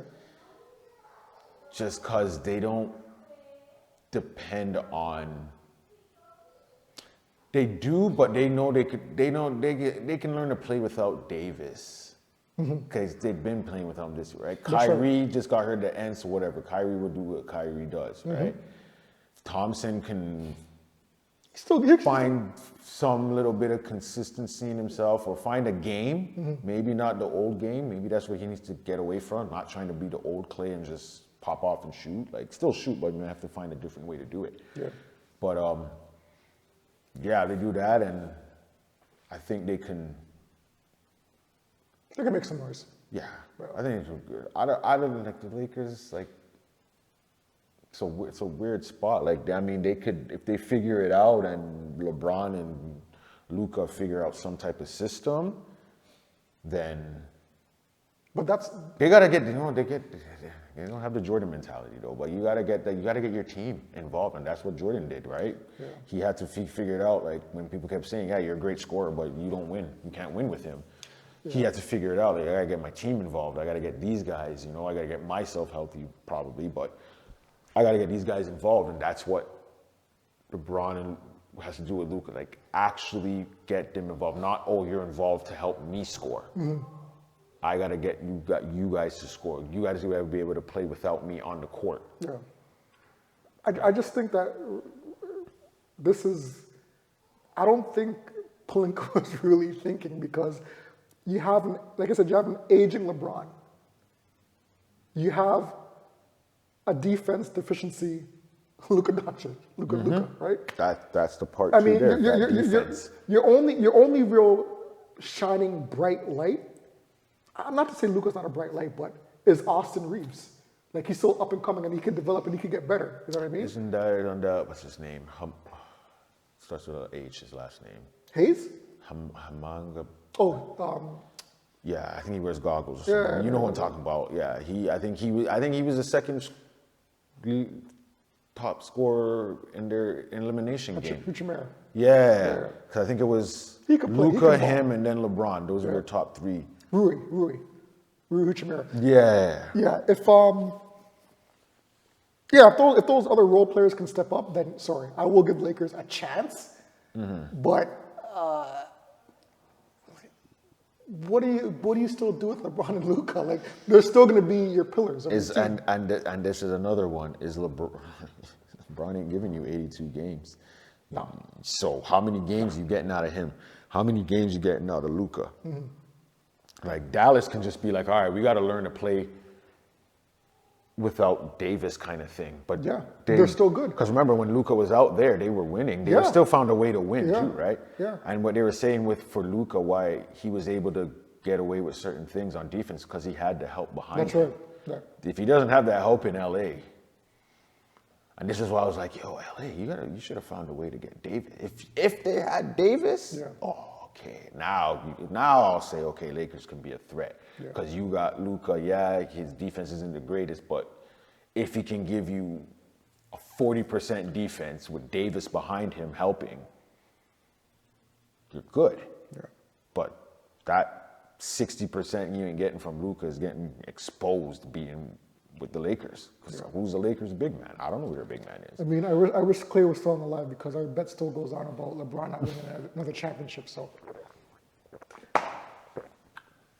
I'm winning. You can bring it up in the chat. what do we got next? What was it? I think it was, we'll run from the sports a little bit. Was there another sports one? Oh no, we talked about them. All right, we're good. We covered that. Yeah. Ooh. All right. What are we doing? Relationship? Yeah. Okay, that's what I was looking at. All right. All right. So Okay, so this is for everyone out there. You can. If you're a female, you can obviously put it the other way. If for a guy, you know. Oh, I mean, if you're a guy, you can switch it. That'd be. it could go either. Okay, or. go pop the It could question, be- and then we'll reverse it. Listen. Okay. All right. So you're obviously in a relationship. Is this a big no-no? Yeah. Let's see. Is farting during sex? Oh, we going there? Okay, go.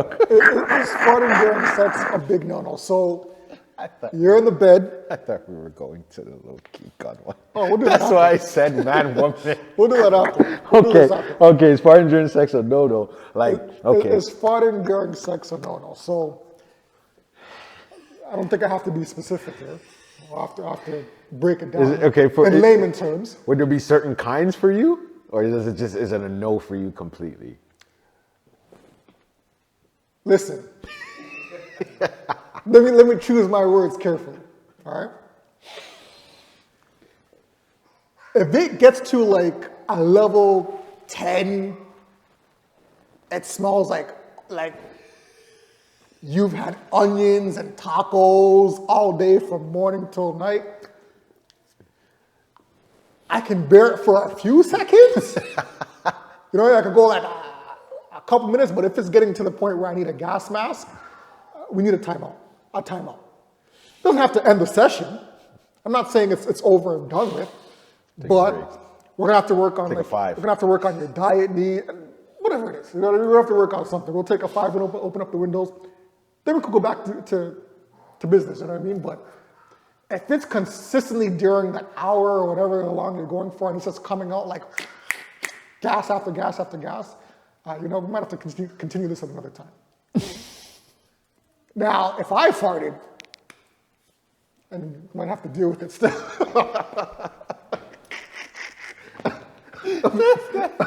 This guy says different standards. I'm just saying, it's a different standard. It's a different standard. You know of what? course. You know what? Hold on. Just thinking about that. I'm not trying to imagine you in positions and things like that. But I'm just saying, overall, I could see you saying that. Allow it, because if you're in the doggy position and she lets it rip, my body's right here. Eh? Like that's coming on. You're hitting me. With that I mean, you can still do the turn away. No, I know, Still do the but that's your turn away. face. That's your face. But your body's right there, so you're gonna feel that air hit you regardless. But if it's you now, she ain't behind you. The smell's going there. I'm good. The smell's there. Don't worry. Go keep your head there. You're not smelling nothing. I could do that, right? You could do that. Hold on. So Hold on. Wait. If you have a fan, we need a timeout. If you have a fan, No. Timeout. I know we don't want to talk about, but what do you mean if she's behind you? I said no. She's not behind you. Oh, That's what I'm saying. Yo, B, what are you trying to say here? Yo, we need to rewind that. I could have. She ain't behind you. The smell's going there. I'm good. The smell. I heard if she's behind you. That is not okay. If I had said that, that's not what I was referring to. I'm saying she's not behind you. Yeah. So you can whiff it away. She's in front, right? I got you. But as I'm saying, if you're behind her and she farts, if you're in that position and she farts, you're feeling that air hit here. Hopefully it's just air. Yeah. If something comes out to that, I don't know. Yeah. I think the session's done right there. Yeah. But, And if we're gonna have adult conversations here and we're speaking honestly, females do something that's called queefing. Yeah, but that's as I was explained to, that's right. our fault. That's right. That's on us. That why it happens. is not. I don't see that as problematic, right? No. That's different. And you know that one. That's you can right. tell because That's there's no real smell to it, as far as right. I know. So, but if we're talking about the stuff that comes out of your anal cavity, that's different. You know what I mean? Listen, if this is a first time we're thinking, it might be a little different. If I'm deep in my marriage, I don't give a shit. Fart all you fucking want. No, not all you want, but it can go on. Especially if we just had dinner together. I know what you ate. All right. I can't be mad now, you know what I mean? We Okay. eat the same food and we're eating together, now I'm gonna get mad. Well, why are you farting? Well, why did you feed me beans? You know what I mean? Or whatever it is. All right. Cool. So I can't be mad at you. All right. You can't be mad. Just let me fart too and then we're good. All right. That's cool. I'll stench. What if- Stench for stench. All right. Cool. What if the first one was the second one was hit a little bit of a gurgle there? Listen. Listen, you know what I'm getting to. And the third one, she's straight out diarrhea. You taking a time out? Taking a time. Done. The session is finished. You're married, but you just said you're married. No. I said no. You said farting. That's shitting. That's two different things. Farting and shitting are two different things, dog. Okay. You fart. Should have in the past. If you just fart and we're thinking, okay, listen, like I said, I'm not saying you can just keep going and going and going. Now that's just okay. Now we gotta stop. Right? Do you continue after that, or do you just have that image? If you let one, it's just the noise. We're going and going, and if we're transitioning position or something and it happens, I can allow that because we're moving. I'm not expecting you to be able to hold yourself. You're gonna get you're into it. That also shows they're into it, right? Because they're not thinking about anything. You're putting in your work. So it came out because she's comfortable and relaxed. That's cool. But if we're there and you're just going off, oh yeah, and you're like, no, we're gonna, you know what? Go to the washroom, do what you gotta do, if it's something you need to do. As I said, we can continue this session. I'm gonna go get a bite, or I'm gonna go take a drink, whatever it is, and we'll come back, continue. Yo, I know some men out there like, yo, if it's Depending on who you are. If you're a baddie, yeah, I might. But like I said, I'm in the married zone, so I can't be like, yo. It'll be I might do the same thing, you know. If it's saying, you okay, all right, you know what? We'll take a break. We'll do what you gotta do. We'll come back. We'll pick up. You know, we'll continue. I can't kick her out and send her home and be like, oh, we're done. We're together. You probably raised a good point there. If the girl's a baddie, right? So that's for the single people. I'm saying if it's single life. Ain't nobody calling Jay-Z ugly, right? Huh? But let's say ain't nobody calling him ugly. Is that what you said? Ain't nobody calling him ugly, right? What I'm saying. Oh, so he's pretty. He's handsome. When you look at someone like Beyonce, for example, right? Yeah. If she passed gas, or even going further than that, if she shot on herself during that session, I'm making a crack is Jay-Z the type of person where? Yeah, B. Make a track out of that. What do you say? Is Beyonce, no, you ain't stopping. We're still going. Yeah. Or do you think Jay-Z is the type to say, you know what? No, I'm gonna call it quit on Beyonce right now. Beyonce's. I don't think Beyonce's controlling that session. Facts. I don't think Jay-Z holds the cards in that. No. Like, yo, you better take this. No. Fart and everything. You better smell it. Yeah. You better open up those big nostrils. Let's go, Jigga. Take this. Okay? Take this. Sell this. All right? But, sell this weight. Interesting topic. What do you guys think? There should be a poll on that too. If your significant other passes gas, you still going, or are you taking a time out? And if you're single or you're dating, and the person you're dating, you guys are having your time, and that happens. Say it's your first time together, do you allow it? Or this is now maybe fifth or sixth time. There's been times before. There's the door. Okay. Next. The next one I had along that relationship thing was you had asked, okay, if your girl was a low-key gun runner or drug smuggler, would you keep it under wraps if the money was proper? Yeah. So if your girl, or for girls, if your man was like the tip, No, let's switch it up. If oh no, I'm saying girls can answer it too from that aspect. Okay, but for our conversation, yeah. You wanna go first? My girl was if my girl was a Say she was a drug runner or she was a gun runner, and let's say she didn't tell you, right? But you saw all this money coming in. Okay, she didn't tell me, so I didn't know. You didn't ask questions until it got a little bit questionable now. You know what I mean? Would you confront her about it? Or would you just allow it and let her do her thing and you don't have to know anything? So I don't know anything yet. You don't know anything yet? But I'm seeing money comes in. Right. You don't have a 9 to 5 clearly because you're not. Nah. But she's a boss. And the money's just coming in? She's coming in like a boss. Okay. Do you care? Is this me now? Yeah. Or am I just a general average guy thinking this? Is this me? Am I answering as me? All right, let's do both. Let's do you. As me? Yeah. How I am? Yeah. I ain't asking no questions because I know what's going on. I have an idea of what's going on. Yeah. And I know that if I ask and she tells me, one, now I have information. So if I get questioned, I might be bummy. I can't even really just say I don't know anything because I could ramble and say something that, oh, I thought you didn't know. How come you knew? Right? And two, that means I can never leave her because she'll kill me because I know shit. That ass true. Yeah. Right? Most of the time that's what happens. Right? You know so much that now you're at a point where I don't want this life no more. And you say, this is not for me. I don't want to be a partner. They'll be like, you can't go nowhere. You know too much. Right? So you have to stay with me or I might have to kill you. Okay. That's what might happen. So I'm not going to say anything. I'm not going to question. I'm not going to ask nothing. And comes in, done. I don't know anything. I'm not a part of nothing, so I'm not going to say nothing. Yeah. Now, the average dude might approach her and say and be like, where do you get all this money from? How come you're able to afford this life? Like, how come you?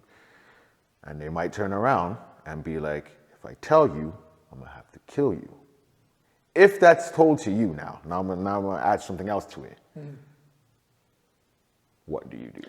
I'm not saying shit. I'm not saying nothing. Listen, Do you want to know still though?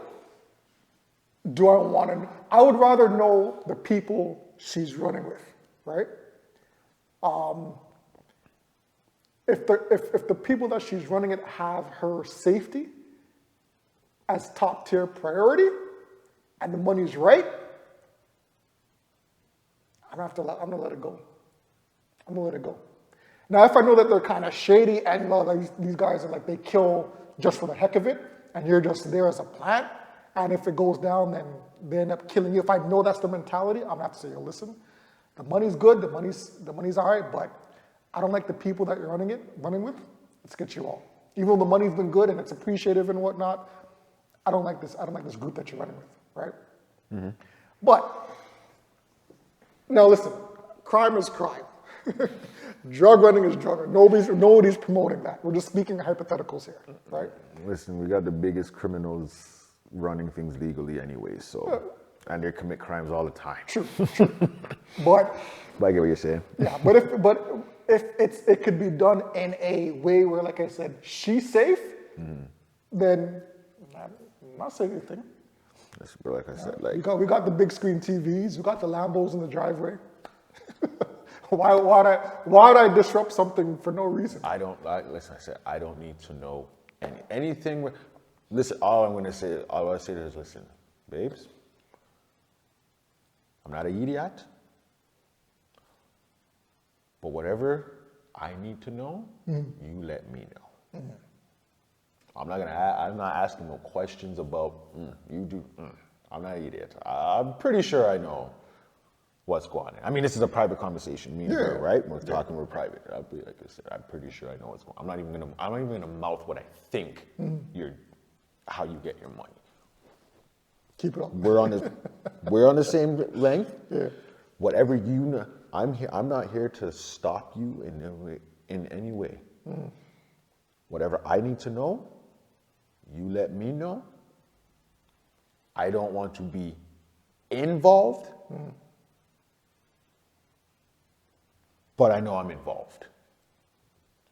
You're playing it safe. You're playing it safe. Let me know who I need to be safe around, who I need to shut the fuck up around, who can be trusted. I don't need to know why. Just tell me, you see this person? If you're ever in trouble, this is my guy. You see this person? They work for me, but don't ever talk to this person. Got you. That's all I need to know. Well, how I need to move is just tell me that, because the day they come for me, because they will, I'll get picked up or whatever it is. That's collateral. You know, I know nothing. That's right. So if they come to you saying, hey, your man told us everything, you know he's talking shit out of his ass completely because you didn't tell me anything. There's nothing I need to know. I move where you need me to move. You know where I'm going. Like if you need to know my movements, I will let you know my movements. Yeah. I will tell you, yes, I'm going here. If you need mans to follow me, watch my back. Do what you got to do. Have my back. Do what you got to do. I mean, that's a hard one because if your girl is pulling in like, let's say, 10 million a month. They were doing this before you. Why am I going to say something? That's pretty hard for you to say, you know what, this has got to stop. I'm not stopping nothing. No matter, again, safety. I'm removing myself out of the situation. Oh, of course. I'm not But stopping. like you said, no can't matter stop what, it. you're still part of the situation. You can say that. Yeah. But it's you're what still- you know. you're still Again, at the tight. end of the day, it's what you know. That's what gets you. That's what gets you slaughtered up. Because there's people who aren't involved in things, but they know something. You gotta go, right? Watch The Wire. You'll figure that out. Yes, Right? I still haven't watched The Wire. I'm going to watch it eventually. I don't know when, but yes, I'm going to watch The Wire eventually. But yeah, like I said, like if I get picked, I just want to be like, and you know they're gonna be there. So, all this money's coming and you don't know anything. Bro, I'm gonna be like, listen, I'm pretty sure you knew about them before I came in the picture. So why do you think I'm gonna know anything? That's right. That's right. I don't know jack shit. Yes, I see. Yeah, okay, he could. You don't want to know where this money comes from? Why? Yeah. I got you. I don't know I don't know what happens. I don't know who. Oh, who's this person? Yep. Who's this? What do they do with the company? This person drives me around. Oh, they don't make transactions. I don't know They nothing. drive me from here to here. I go in the car. I get out the back seat. I don't even know what the driver looks like of this vehicle. Now, it's different if they're going to believe what you're saying. They may not believe me. They may not believe it. But you know what? It's not. I'm not trying to convince. I'm not really. In that situation, it's not the police you're trying to convince. It's your people you're trying to convince. That's right. That you didn't say shit to them. That's right. Because you could say no, you could say nothing to them, but if they feel, you know what, I think they said something, you're done. So my whole thing is trying to convince the people, because I don't know who they know, who's working for them in the police station. That person interrogating me can be working for my girl, trying to figure out, is this person a snitch? That's right. This could all be fake. They could have set it up for me to get booked and be like, let's see if they pass that test. Right? So you got it all the whole time. If you know nothing, you know nothing. There's nothing they can. And if there's something you know, they're gonna see. Are they gonna say something? Yeah. And you leave it at that. Didn't 50 do that? In Power? Not Power, but I think the other one. Growing up, raising Canaan? Yeah. Didn't he have things son booked, picked up? I seen a clip where he had him picked up. And then they had him in the back of the car and they questioned him, raising King, and he was questioning him. And then after they exposed that, oh, they worked for 50, worked for him. Yeah. And they were just trying to see if he would yap and talk and stuff, and he didn't. Yeah. See, you got to watch for that. I guess at the end of the day, what it boils down to is loyalty. You know what I mean? Like, are you loyal to your wife or your girlfriend no matter what she's doing? Or is there a threshold where, you know what, it's gotten this far, it's time to protect my kids, it's time to protect the family. I gotta say something in order for us to be free. Now, you may go down, but at least the family is safe and doesn't have the risk of, dying or going to jail for something that you did. Yeah. But again, it's based on loyalty. Do you love your significant other that much? And is the money that good for you to stay silent and not say shit? Or do you be legit and, you know what, I got to think about our longevity here. It's a good discussion. Which actually, if we're going to keep on crime and what would you do and, a loving relationship. We get to there now? What would you do? Yeah. Is that what we doing? Okay. You want to bring it up or you want me to say it? This is yours. Okay, so kind of a related segue. Might be a little long one, but gonna take throw it your in. situation. Take it in. So let's say you win the lottery. Let's say the lottery is a bankroll of 100 million, right? Now you and your family were living a modest life.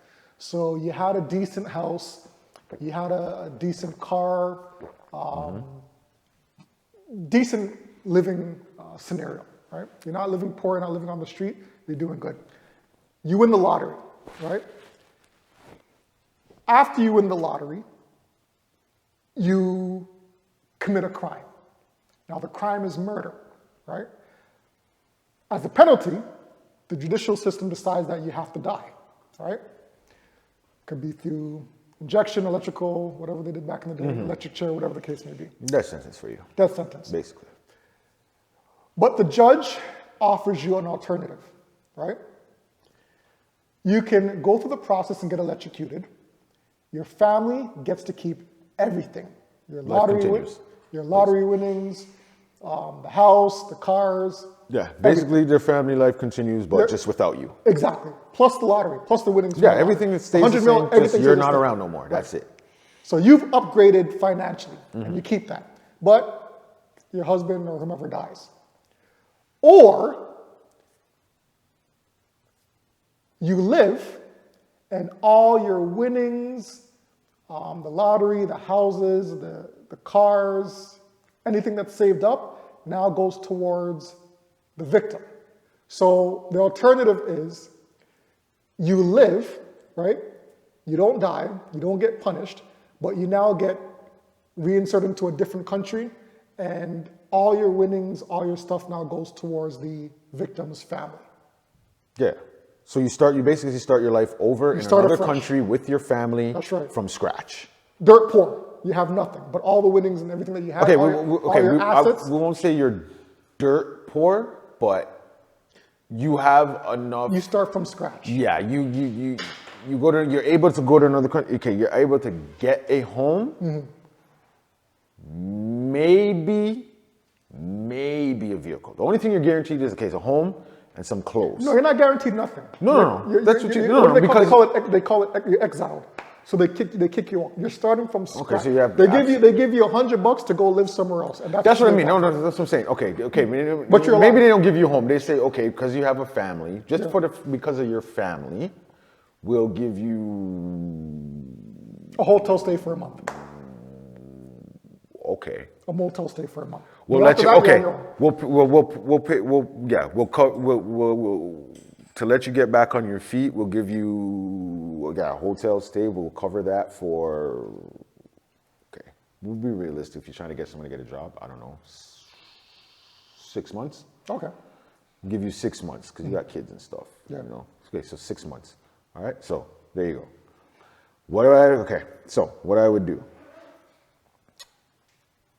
Like there's layers, as everything is. There's layers to everything. Now you said everything we had, so even the money that we accumulated beforehand is going to them. Everything is going to the victim's family. But I got 6 months to find a job, start saving some money, and start showing them that okay, I'm going somewhere. Mm-hmm. Do you take the deal or not?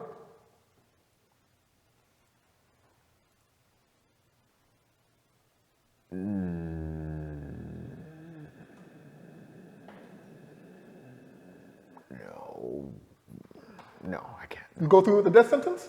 No. What do you mean? So which deal do you take? Oh, if I take the. Oh no. I'll take my family. We'll start over. Okay, so you'll start over. I know. Okay, so people might think it's okay. It's selfish. Again, it depends on like I was saying. I was talking with the wife about it too. It depends on if I was an asshole in my life or my movements were shady all the time. I wasn't really a good person, but I was able to make my money, and that's how I was able to do it. You know what I mean? And then I was lucky to win the lotto, and now blah, blah, blah. And now I commit this crime, and to make up for my sins, maybe I'll say, you know what, I'm gonna take the death, right? To keep my family, especially if I put my family through ish and stuff like that, and they, they got money, but it's just been torture. They have to stay silent. They can't go places. They can't do this. They can't do that because of how I am. Then I'd probably have to take that death penalty. Okay, this is my way of making up for that, or because of the trouble I put you through. You know what I mean? I don't want you guys to now struggle again or whatever. So I'll do that. Yeah. But if I was a decent person through my life, we made our money, and now I just happen to win the lotto and thing, and okay, something went down, a situation happened, and I end up killing someone. No, because that's not the type of person I am. It happened. Whatever the situation, we're not going into deep why you killed someone. It just happened, right? It's not like you just popped off on the person. Something happened. It's a situation, and that ended up happening. No, I'll take my family. We'll go. We'll start over. And this doesn't mean your family is willing to do it too. They're not against it. You're not holding them against their will. Like, you're coming with me, even though you don't want to. They want you. They're happy that you're not dying. That's right. Right? So we go and we'll start over. Because, remember, as we said, I have 6 months to get something going. Maybe a job, right? Yeah. If I was beforehand... Not guaranteed though. Remember, No, but I'm fine. No, but I'll get... Listen, this is what I'm saying. if I was the type of person that I was having a decent living before, right? My family's not struggling. I'm not saying we're filthy rich, but we're not struggling. We could take a vacation once a year type of thing, but I still have to work. It's not like I can just chill. I still have to work. And now I hit the lotto. Yeah. Now I don't have to work, blah, blah, blah. I got connections, I got you. right? I got you. I'm not saying everyone is going to be there for you, but if they know the type of person you are and your crime wasn't like, you're not that type of person, it was just something that happened, I'm reaching out to my connections. Especially if I did help them come in, you know, on my way up, I help them make their business or whatever it is. I'm gonna reach out to my connections and try and start it over again. Yeah. Get my family up. Now I know, you know, don't do no stupidness, and you start back up and you go up. There is a possibility that can happen, but that's going deeper into it. You know what I mean? If it's just to ask, I was abroad, just straight up, right there, what would you do?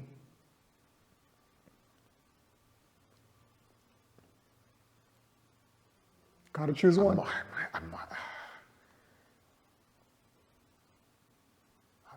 You don't know? It's like I said, it does go to the type of person like me right now. I can't take the death penalty because that's not me. I did it. There's a reason it happened. I'm not going to just go out there and kill people because I need to make my money, or they know too much about me, or this and that, because whatever secrets I'm trying to keep. You know, like a situation happened, I got into a fight with someone, and maybe I pushed them and they bust their head and now they died. You know what I mean? Like, it depends on that. You know what I mean? Like, I don't know if I can think. Now, if I'm just a bad person, but I have a family, but I make these type of movements and this and that, and I have enemies out there, then maybe I might have to just take the death, because now people are coming at me. They're going to go after they may still go after my family anyways with me dead, right? Because of my movements, right? But at least now my family has the money to get away. That's right. So I might have to take that and be like, listen, babe, I'm going to take the death. I'm going to go, but I need you guys to get the hell out of here now. Like, dip so I know you're safe, and then I can die in peace, at least that type of peace, right? So, but to me, it's a tough question. It's not, I don't think it's just a black or white, like, oh, people will be, oh, you're selfish, take the death penalty. Yeah, remember, you're gone forever. You're done. You're not seeing none of that. And I know some of you dudes don't want your woman now to go check a next dude with all that money, get her back blown out by a new man and spending that money on him. You can also come back as a ghost and haunt them. But now I got money, I'm going to get Ghostbusters to get rid of your ass. Okay? I don't know, man. So you're going with taking the... We starting over. I think I have, as you said, I was already decent before the money. Like we were making, I had a job, I was working. I might have to just start over. We go somewhere else again, because in a whole different country. They don't know anything that happened. Again, I'm not a criminal. That's right. It was just an incident that happened, and I committed a crime, and it happened. I go somewhere else, I start over. Yeah. And in some countries don't even have that choice. It doesn't matter what you did or what the reason was behind it. You kill somebody, death penalty. Some countries are like that. Not all countries, but I know Canada's obviously a little more lenient. And we don't believe in the death penalty. I don't believe so. But in other countries, if you commit a crime, especially murder, they'll put you to death, right? Yeah. Hard topic. Very tricky. But with me, I'm weighing the chances of my family being successful, right? Now, as a man, your role is to elevate and promote and give your family the best chance in life to survive and prosper, right? That's the whole goal is, I guess, being, quote unquote, being a leader of a household, right? Yeah. In that breath, you're kind of like gambling. If you give all your finances to your victim's family and you're now left to start over again, because it's not guaranteed, like I said, that you're going to prosper in a different country and even just make it. Like, I'm not talking about being filthy rich or becoming a billionaire in another country or starting your own business. Yeah, no. Like you just to even make it possibly. And remember, the country that you're leaving, they can ship you off to anywhere. Like let's say they want to put you in Guatemala. I'm just saying that at the top of my head, right? Any place. You may not find the same success. But if the deal is you put me to start over, you can't just put me in the forest of Gambabawa, wherever it is. No, and say, they just start exile you. over. They put you on a boat. And say, Remember we said you're taking care of me for 6 months. You put me in a hotel, so you can't just put me anywhere. Listen. Find your way. I know, but you said, like we said, you can't change it now and be like, oh, it's gonna drop you somewhere. You said 6 months in a hotel. Yeah. You find a job. That's what I'm saying. You can start over. That's the most you're doing. You go look for a job, whatever. And yes, I know. Okay, now I said you have connections. You're in another country, so maybe the connections might not be able to think because the connection might only work somewhere else. Yeah. But you can start over. Yeah. It's not as if, and you're in another country. You never know. You might be able to start up quick. You might have an idea that could work there. That 100%. you be like, hey, back where I was, they had this here. They don't have that yet. Yeah. Oh, But again, let's get it going. good point. But it's a 50-50 and you're still rolling the Everything's dice. 50-50. Right? Even now, is a 50-50. True. You're a good person. So That's true. You raise good points, right? But I'm looking at it where, okay, not to say that I don't believe in myself in striving and being successful in another country. yeah. But there's still that perspective where things might not work out. Yeah, no, I get that. So for me, I'm gonna have to divert and choose the other side where if I did a crime and it's murder, you gotta atone for what you did. But again, if Right? if I'm being, I know this is self-defense and that's different from, but again, sometimes it may not show that it was a self-defense. That's right. But I know that's making it bigger and broader, but again, if it's just the one time that it happened, That's right. and I'm sorry for it, like a thing, I can give you, listen, here, I'll start, because they said anytime, it doesn't matter, it's hard for anything. Like, and if I done it once, like I said, and I start again, I already know the pitfalls. I know certain things that can happen. I know what to do and what not to do kind of thing. Yeah. So I can start over and I do have a good chance of coming back up because I know certain things. If I didn't know how to start out and I was poor and I just won the lottery and now I got to give everything back and I start from zero again, that's a different story because I don't know what to do. I won the lotto. I didn't have anything beforehand, so I can't start anywhere. So yeah, I might have to go that route in here. I'll take the death and you guys continue with life the way it is. But if I've started up, Yeah. Perfect point. But I'm still along the lines where I hear you. I'm thinking about the generational wealth, right? I mean, like, Again, I'm gonna miss my family. I'll miss my kids. They could screw it up, eh? You can die and the next day they lose all of that money and you died for no reason now. That's a good point, because then that's another 50-50. Because do they know how to manage the money? That all depends, right? So. That's true. But when you have that type of money. But I get what you're saying. When you have that type of money, you got to think that, okay, I'm gonna have a lawyer. Someone's got to be smart. Yeah, I'm gonna have an accountant. I'm gonna have all that stuff set up so that when I do pass away, I know that they're gonna be okay. Yeah. Put it in investments. So I'm gonna have to go along with the side where, you know what, kill me off. I have my kids are gonna have money. My wife is always gonna be okay. My family's gonna be okay. My grandparents, if they're still living, they're gonna be okay. My mom's gonna be okay. So on and so forth. So if I have to die in order for them to keep that wealth, if it appeases the victim's family, me dying at the same time, who's losing? Well, yeah, that would have to kind of Right. be the thing, right? Like they'll take that or whatever, or they'll say, okay, if you don't want to die, then we taking everything that you have. Right, I mean, 'cause it's not going to make up for it. Neither's going to make up for it. Of course not. And remember, this is the justice system's alternative. It's not the victim's family. So the victim's family is saying, listen, we're okay with it. If he's going to die for what he did to my husband, my son, or whatever the case may be, we'll take it. But at the same time, that family now is going to inherit going to keep all that money. The victim's family has to be okay with seeing that. Yeah, I know. That's the only thing too. You know what I mean? Most of the time they're not going to want. Yeah, I get it. Yeah. So I get it. We differ on that. I choose the death penalty as long as my family's lineage continues on and they're prospering for generation upon generation upon generation. I'm cool with taking the death penalty. Okay. Yeah. All right. Okay, I got one for you. What do you got? This is just for you. I want 10 songs that describe you. 10 songs that describe me. Any 10 songs that you have, right? There could be 30 songs that describe you. But I just want you to, like, 10 songs that like, okay, this song describes me because this and this in it. It could just even be one verse in the song and everything else has nothing to do with you. It could just be the chorus. But something in the song that's like, you know what? If you want to learn about me, my vibe, how I am kind of thing, these are 10 of the songs you can listen to. That's a good one. Oh my gosh. I can't think of 10 off the bat. No, not think about it. For next one. For the next time. Okay. That's what I'm saying. I don't want you, because I didn't complete That's a good one. I didn't like complete. that. I have like 5 down, but. Yeah, I like that. But, okay, so the question I want to wrap this up with today for you. So I seen this, someone have it up. It's probably gone around. It's probably been asked before, obviously. It has been asked before, but I want your answer. Yeah. We're going to go to your boy Kobe. Yep. Rest in peace, Kobe. Yeah. And I think they asked Kobe this, and he answered it. Kobe number 8 versus Kobe number 4. Who wins? 24.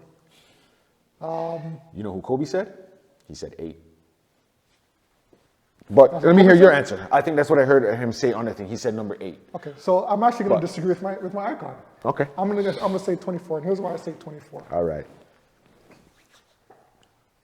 I like people that go through adversity.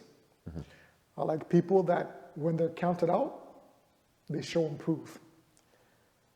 An aging Kobe, no Shaq, right? Who counted them to win anymore? Who counted them to win not just one championship, but multiple championships, right? Nobody. He was discounted. So for me personally, I would have to choose 24 over 8, simply because 8 had that. He was still growing, right? He still had his youth. He still had that skill level. He could do whatever, whenever he wanted, right? He had Shaq. He had, Ron Harper. He had Robert Ory. You know what I mean? So he had help along the way. Eddie Jones. Nick Van Exel. That's right. Those, Now, you put him at an older stage with, I wouldn't say an aging Paul Gasol. Paul Gasol was still a decent center, right? You put him with Ron Artest. Ron Artest wasn't really an offensively skilled player. You know what I mean? Yeah, at that point, he can still come back and hear what you're saying. I see what you're saying. My point is, Yeah. he won a championship later in his career with a much more challenging roster. That's my point, right? You take Shaq out of the equation, it made it much. You think when they played Boston that series, it would have been that close with Shaq in there? Who can guard Shaq? Garnett? No. Yeah. You know what I mean? So yeah, no, I get what you're saying there. As far as adversity, injuries, what he has to deal with this roster, if you go back and look at that championship team, they weren't really deep. They didn't really have a deep roster. So me personally, because of what he had to go through in his later career, I'd have to choose 24. Okay. Well, I'm just saying, I think, it's one-on-one, right? So all that other stuff, I'm assuming wouldn't matter. But I see why you're putting it in there. For the mentality-wise, right? That mentality of the 24 Kobe is going to be different from the 8. That's right. I can't, damn, I wish I remembered what he said and why. I'm pretty sure he had said number 8. I don't know if it's because maybe he was hungry. I don't know what it is. I'll show it to you after. I'll try and look it up after and find it. But you choose 8. me, I don't know. I can't choose either. I didn't study Kobe like you did, like that. I can see why you say 20 one-on-one. Hold on, I can make it easier for you. Same question to you. So I'm the Kobe. I love Kobe. You're an MJ. You're an MJ, Okay. right? Yeah. So do you prefer the MJ prior to the retirement or the MJ that came up after retirement? Kind of similar. Are we excluding Washington? Fuck Washington. No one, Okay, so we're no just one talking includes Washington anymore. when Hey, we're talking hey, about hey, hey, I know everyone disses that, but hey, he did some shit on there did, that, he did. you know what I mean? But, okay, I get what you're saying there. Okay, so, pre-Bulls Jordan, pre-retired pre-retirement Jordan. Jordan, See, now that's a little different. It's tough. No, it's tough kind of the same because you're comparing. I know, but you get that.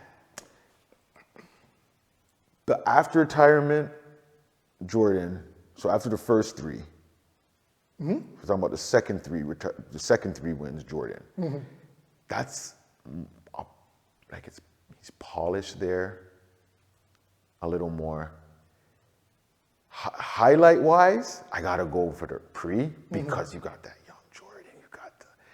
He was flying. Like he still went up there when he came back from retirement, but you weren't getting as much. You got more of a strategic killer. I'm gonna back you down. I'm gonna give you that. The post. So you're going pre-Jordan. I can't pick. See, I'm still sticking with my argument that you have to think about adversity. I know that one-on-one, but that one-on-one, I know, but that you're a young buck. Think about it. A young buck, you think of yourself now. Your younger version, you playing you now. My younger version is killing me now. They're killing me now. Just because But the older version is okay. Let me not say killing me. The older Let me not version say is killing me. smarter and is more tactful when it comes to how to score. The pre-Jordan is just. But if that step of the younger one is getting you, Yeah. you know yourself. You know that. Oh fuck! I got myself on that. Yeah. I can't recover after that one. I know right now, if he gets this, I can't recover. Now you're looking at shooting. You might say, you know what? When I was younger, my shot wasn't that great. Right now, it's killer. Yeah. Right. So there's those factors. I know with Jordan, it's just hard with Jordan because he was like we're talking one-on-one. Championships don't matter and anything. Like if we're talking one-on-one, all that stuff doesn't matter. Like he was always hungry. He was always like 63 points on a Boston Hall of Famer team. Like Jordan, like post-retired Jordan, I don't like. Are you messing with that 63-point Jordan right there? And look who he's beating. Like this is an established team. I know it's one-on-one, but that shot, he was killing them too, right? Yeah. So it's hard. Remember, Kobe in the beginning, he worked. So I can see you going with the 24 if all that factors in, right? Jordan, I'm pretty sure when he came in, he probably missed and stuff, but I'm pretty sure his first 3 years were more solid than Kobe's first 3 years in the league, right? So Jordan was a little more positive. That's why I say it's a little bit harder to go with that. So to be dead honest, I really don't know who to go to because I don't know. It's hard. Did you anticipate Jordan winning 3 more after he came back from retirement? Is that something that you can possibly see? Don't be biased. Like one maybe. Yeah. But back to back to back. 3 in a row? I tell you, I would want that. I would say it as a Jordan fan. Yeah. But I could see it not happen. Like I wouldn't think 3 in a row. Like I would say it, but it happening, I'd still be shocked. Okay, right? so capture that. Then keep that in your mind, right? For him to come back and do that. But to do it for your first time too. Remember, he won one track. But he had youth on his side. And then I know, but to win 3, it's still tough. And you have youth on your side, right? Yeah. So your mentality is, I won 1, I'm gonna do it again. But after that, you're thinking, oh, I won 1, I know this next one's gonna be tough. So you anticipate yourself to deal with that type of mentality, right? But remember, first, it's not like he won 1, missed, a couple years went by, didn't do anything, and then you got another. You won 1, then you won it again, and then you won it again. When you got your championships, you did something no one else did. I got one right away, yeah. right? And then you left, came back, And it's not like it was 2-3 years and then the Bulls won again. Yeah. You half a season that lost that half a season, came back your first full season back. Won, and didn't they set the record? Didn't they go 72-10? Or was it the because when they beat Seattle, I think the year they did 72-10. I don't think that was his first season. I know he went from 45 to back to 23. I don't think they won. They lost to Orlando. That's the half season he came back. He didn't come back. Okay, good point. He came back halfway through that season, Gotcha. and they lost. And then the next season was the full season right. back, and That's they right. won. My bad. Right? So that's what I'm saying. He won. Then he won 3 right there. But I think that was the 72-10 season. I don't know if it was that one or the first Utah matchup. I swore it was Seattle when they did it. Because they faced Seattle in the finals. I think that was the year. Think about that, bro. Like, All right. I know we're going to argue here. With the next he's the fucking GOAT. I don't care. Hold on a Listen, second. it's dead. Hold on a second. Don't ever talk to me about who is GOAT. No man is talking to me about GOAT. You retire and come back 72-10 and then win 3 more. No, it's talking about the whole GOAT status belongs to Jordan. But I know that this is going to spark a fight and a debate. But I'm keeping my lane. I'm putting 2 feet on the ground, and I'm standing on business. Do it. You ready? What are you saying? I know enough people are going to argue with me. I don't give 2 shits. Kobe's beating Jordan in what? Go. Hold on Let a me second. see. Hold on a second. Let me get to it. Let me wait. I know you, dog. Let me say it. Go ahead. Right? A prime Kobe versus a young Jordan. I'm picking Kobe. Wait, that doesn't. What is a young? What do you mean a young prime? So Kobe at his best against Jordan coming in. So you weighted in your favor. Why isn't it prime Kobe against prime Jordan? Jordan's that good, right? Huh? Jordan's that wicked. He's a basketball god. Right? I'm still taking young Jordan. Why? Kobe's studying that shit. I'm picking Kobe. Because I see what you're doing there, right? It's an even but battle. you know what it still makes Jordan better? Because you had to young Jordan and put Kobe at his height to beat him. But Jordan was still Jordan. Because if you take prime Jordan, ain't no one beating prime Jordan. Well, I'll concede. Okay, that's a good point. But it's a good debate though, right? Take your Jordan. But Jordan, it wasn't like Jordan was trash. Listen, in his first few years, he was Jordan. He's not smoking Kobe. I'm not going to be stupid and be like a young Jordan is smoking a prime Kobe. Mm-hmm. He's not. I don't think he's not smoking him. If they did a 7-game, that might be Jordan's first 7-game, game 7 in a finals. If they're playing each other, like this is your final match of but hold on a second. That might be his first time. And you know what? But then you would have to pick Kobe then. No. Because Jordan had to strive to he had to beat up the Pistons, he had to beat the Detroit, he had to beat the Boston Celtics. He's still dropping his points. You know why he struggled? Because he's not even getting to a game. But he didn't get the team involved. This is why he lost. He hasn't been to a game 7 in the finals. Mm-hmm. He's been in game 7s in playoffs. Mm-hmm. The finals, he hasn't seen a game 7. He's seen a couple game 7s in playoffs. Yeah.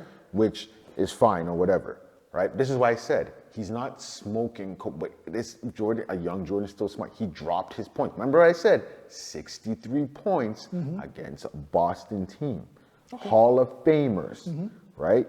In his young days, right?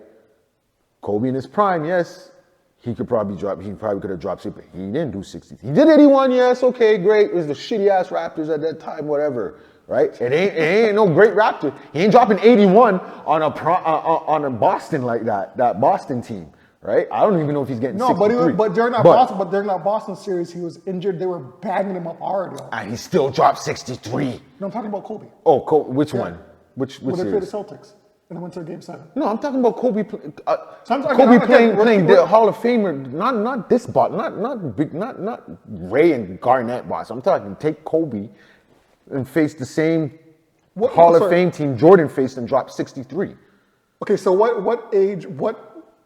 I'm saying Jordan's doing that, at that young Jordan is doing that to a Boston Celtics team. You don't think Kobe could do that at a prime Kobe couldn't do that? I'm saying a prime Kobe, he could probably do that, but that's what I'm saying. It's a prime Kobe, and that's prime Kobe. If a young Jordan can do that,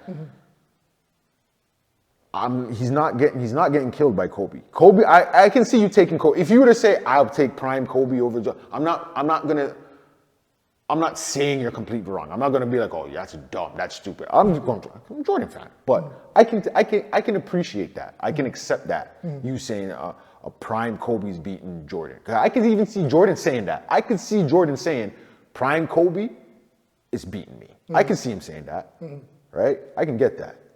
So I think it'll be close. I'm going Jordan because I'm a Jordan fan. I don't expect you to say Jordan. I expect you to say Kobe. But if you were to say Jordan, I can get that too. As I said, it's not a blowout. Yeah. I don't think it's a blowout. They're going, each game is close. Maybe someone might squeak a little bit of a bigger win. You know, you might get a little hot. I get it. But I think it'll be close all around because that Jordan, his mentality is what Kobe's mentality is. All right, we need someone to make the final word though. TJ, prime Kobe, you're the one that can break the tie. Right. Think about it. Yeah. Think about it. Prime Kobe, youthful Jordan. Who wins? MJ all day. Oh God, come on, TJ. MJ all day. Come on, TJ. You disappointed me, brother. We get you. We get you. You disappointed me, brother. Here's the blueprint, man. He's the blueprint, but you can't. You have to respect on Kobe's name. Yeah. No, not like even I'm saying Kobe wouldn't demolish Jordan. Yes. Everybody knows that, right? I'll even say to the point where it'll probably come down to like the very last second. Like it'll be that type of a dogfight. But if you're putting in Kobe's mentality, and Adam. What he learned from Jordan's young mentality. Cool, but again, so Jordan learned that from someone else prior to okay, but that person's not everybody learns from a prior generation. That person's not in the game though. So we're talking about the two people playing, which is Jordan and Kobe. And between the two, Kobe learned Jordan's mentality. And Jordan had that mentality from young. Kobe isn't just taking, he won 3 championships, let me get this. He's taking Jordan from in the league. He started because he was doing his shit from then, and that's what Kobe wanted to do. Yeah. So their mentalities are basically the same. Kobe's might be a little, because you said he's prime, so that's the years of a little more years experience to get there. But again, it's all from Jordan. He's getting it from. Yeah. So Jordan is going to recognize what's going on. He sees what's going on. That's why I say I can't fight you on or be like, oh, you're wrong to say prime Kobe will be a young Jordan. I could see it happening. Close. It'll be close. Where in the end, it's like, it doesn't really matter. They're kind of the same. When I see those type of games or teams play each other and it comes down to the wire and like every game is close, for one side to be like, oh, we're way better than you guys. No, you're not way better. It's a luck of the draw. The wind blew one way and the ball went in, or the wind blew this way and now the ball didn't go in, and that's how you beat me, or that's how I beat you. Yeah. You can't just be like, oh, I'm way better than you. You're too close. That's too close. You know what I like about this discussion? Now, once we mention the fake, the fake GOAT. Now, once we have to mention that kind of conversation, because we all know he ain't part of that no GOAT conversation. We all know. We're joking. LeBron's there, but to me, he'll never be a Kobe status or a Jordan status. That's my opinion. I'm pretty sure that's your opinion too. Listen, he's his own status, and I'll give you guys that, and that's about it. He's his own. He's his own status because he's been playing so long for like a dinosaur. Who's not going to get the scoring title when you're 50 years old? Come on. Listen, there's plenty we can go on. There's plenty we can go on. We might have to just make a one dedication podcast, and we're just going to talk Jordan, Kobe, and bring up some highlights. And him, because we are like a bunch of stuff people try to throw, and and you see in the comments the same stuff over when they try and discredit Jordan. What happened his first 7 years?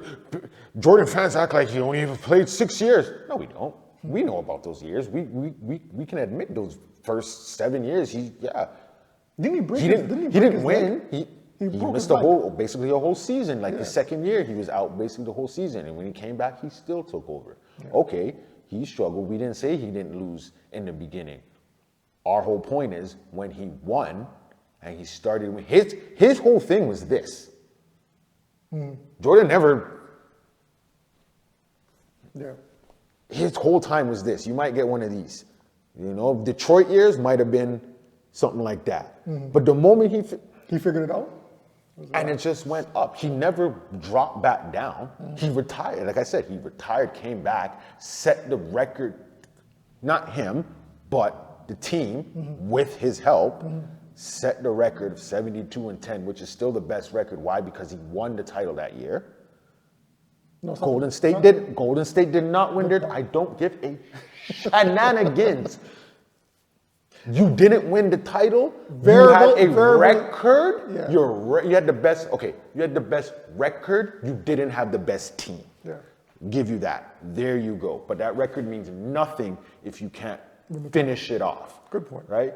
You have a cake. Your cake look beautiful. But if you put a piece of shit on the top of the cake, the cake is trash now. Cake is done. No one cares about the cake. No one's gonna eat the cake anymore, right? So that's how I look at it. He went up. He never dropped. If you want to talk about Washington years, go ahead. There's still footage. There's one that goes around talking about the 2-game win, 96 points in 2 games. Yeah. When he dropped 40 something one game, and the next game dropped more. You know what I didn't know about that? I know it's off topic. I didn't know that in order for him to become an owner, he was forced to play that role. I didn't know that. That was part of like some contract or whatever. Hold on. Yeah. All right, so this is your boy Crispy Brown with DJ H2O. Yeah, we It's coming. been another episode of We All We Got. You know what I'm saying? Thank you for joining us. Thank you for the people that Before we leave, we just want to say, listen, we're just doing this. This is the thing we're doing. We know a lot of people do podcasts and, want to do their thing. Like, listen, we're here to do this because we want to do this. We like to have conversations. It's cool. We want everyone to be involved in a way. If this blows up, it blows up. If it doesn't, it doesn't. Fuck that shit. This shit's gonna blow up. All right. When it blows up, it's just a matter of time. Either slow, fast, whatever. It's not a rush thing. We're here. Even those two of us here, future we're gonna have guests. They might be known, they might be unknown. We want anyone to just come on and talk with us, have a conversation, give your opinion on whatever it is. And it's an open dialogue. Don't be scared to discuss what's on your mind, what's in your heart, how you feel. Doesn't matter who's watching.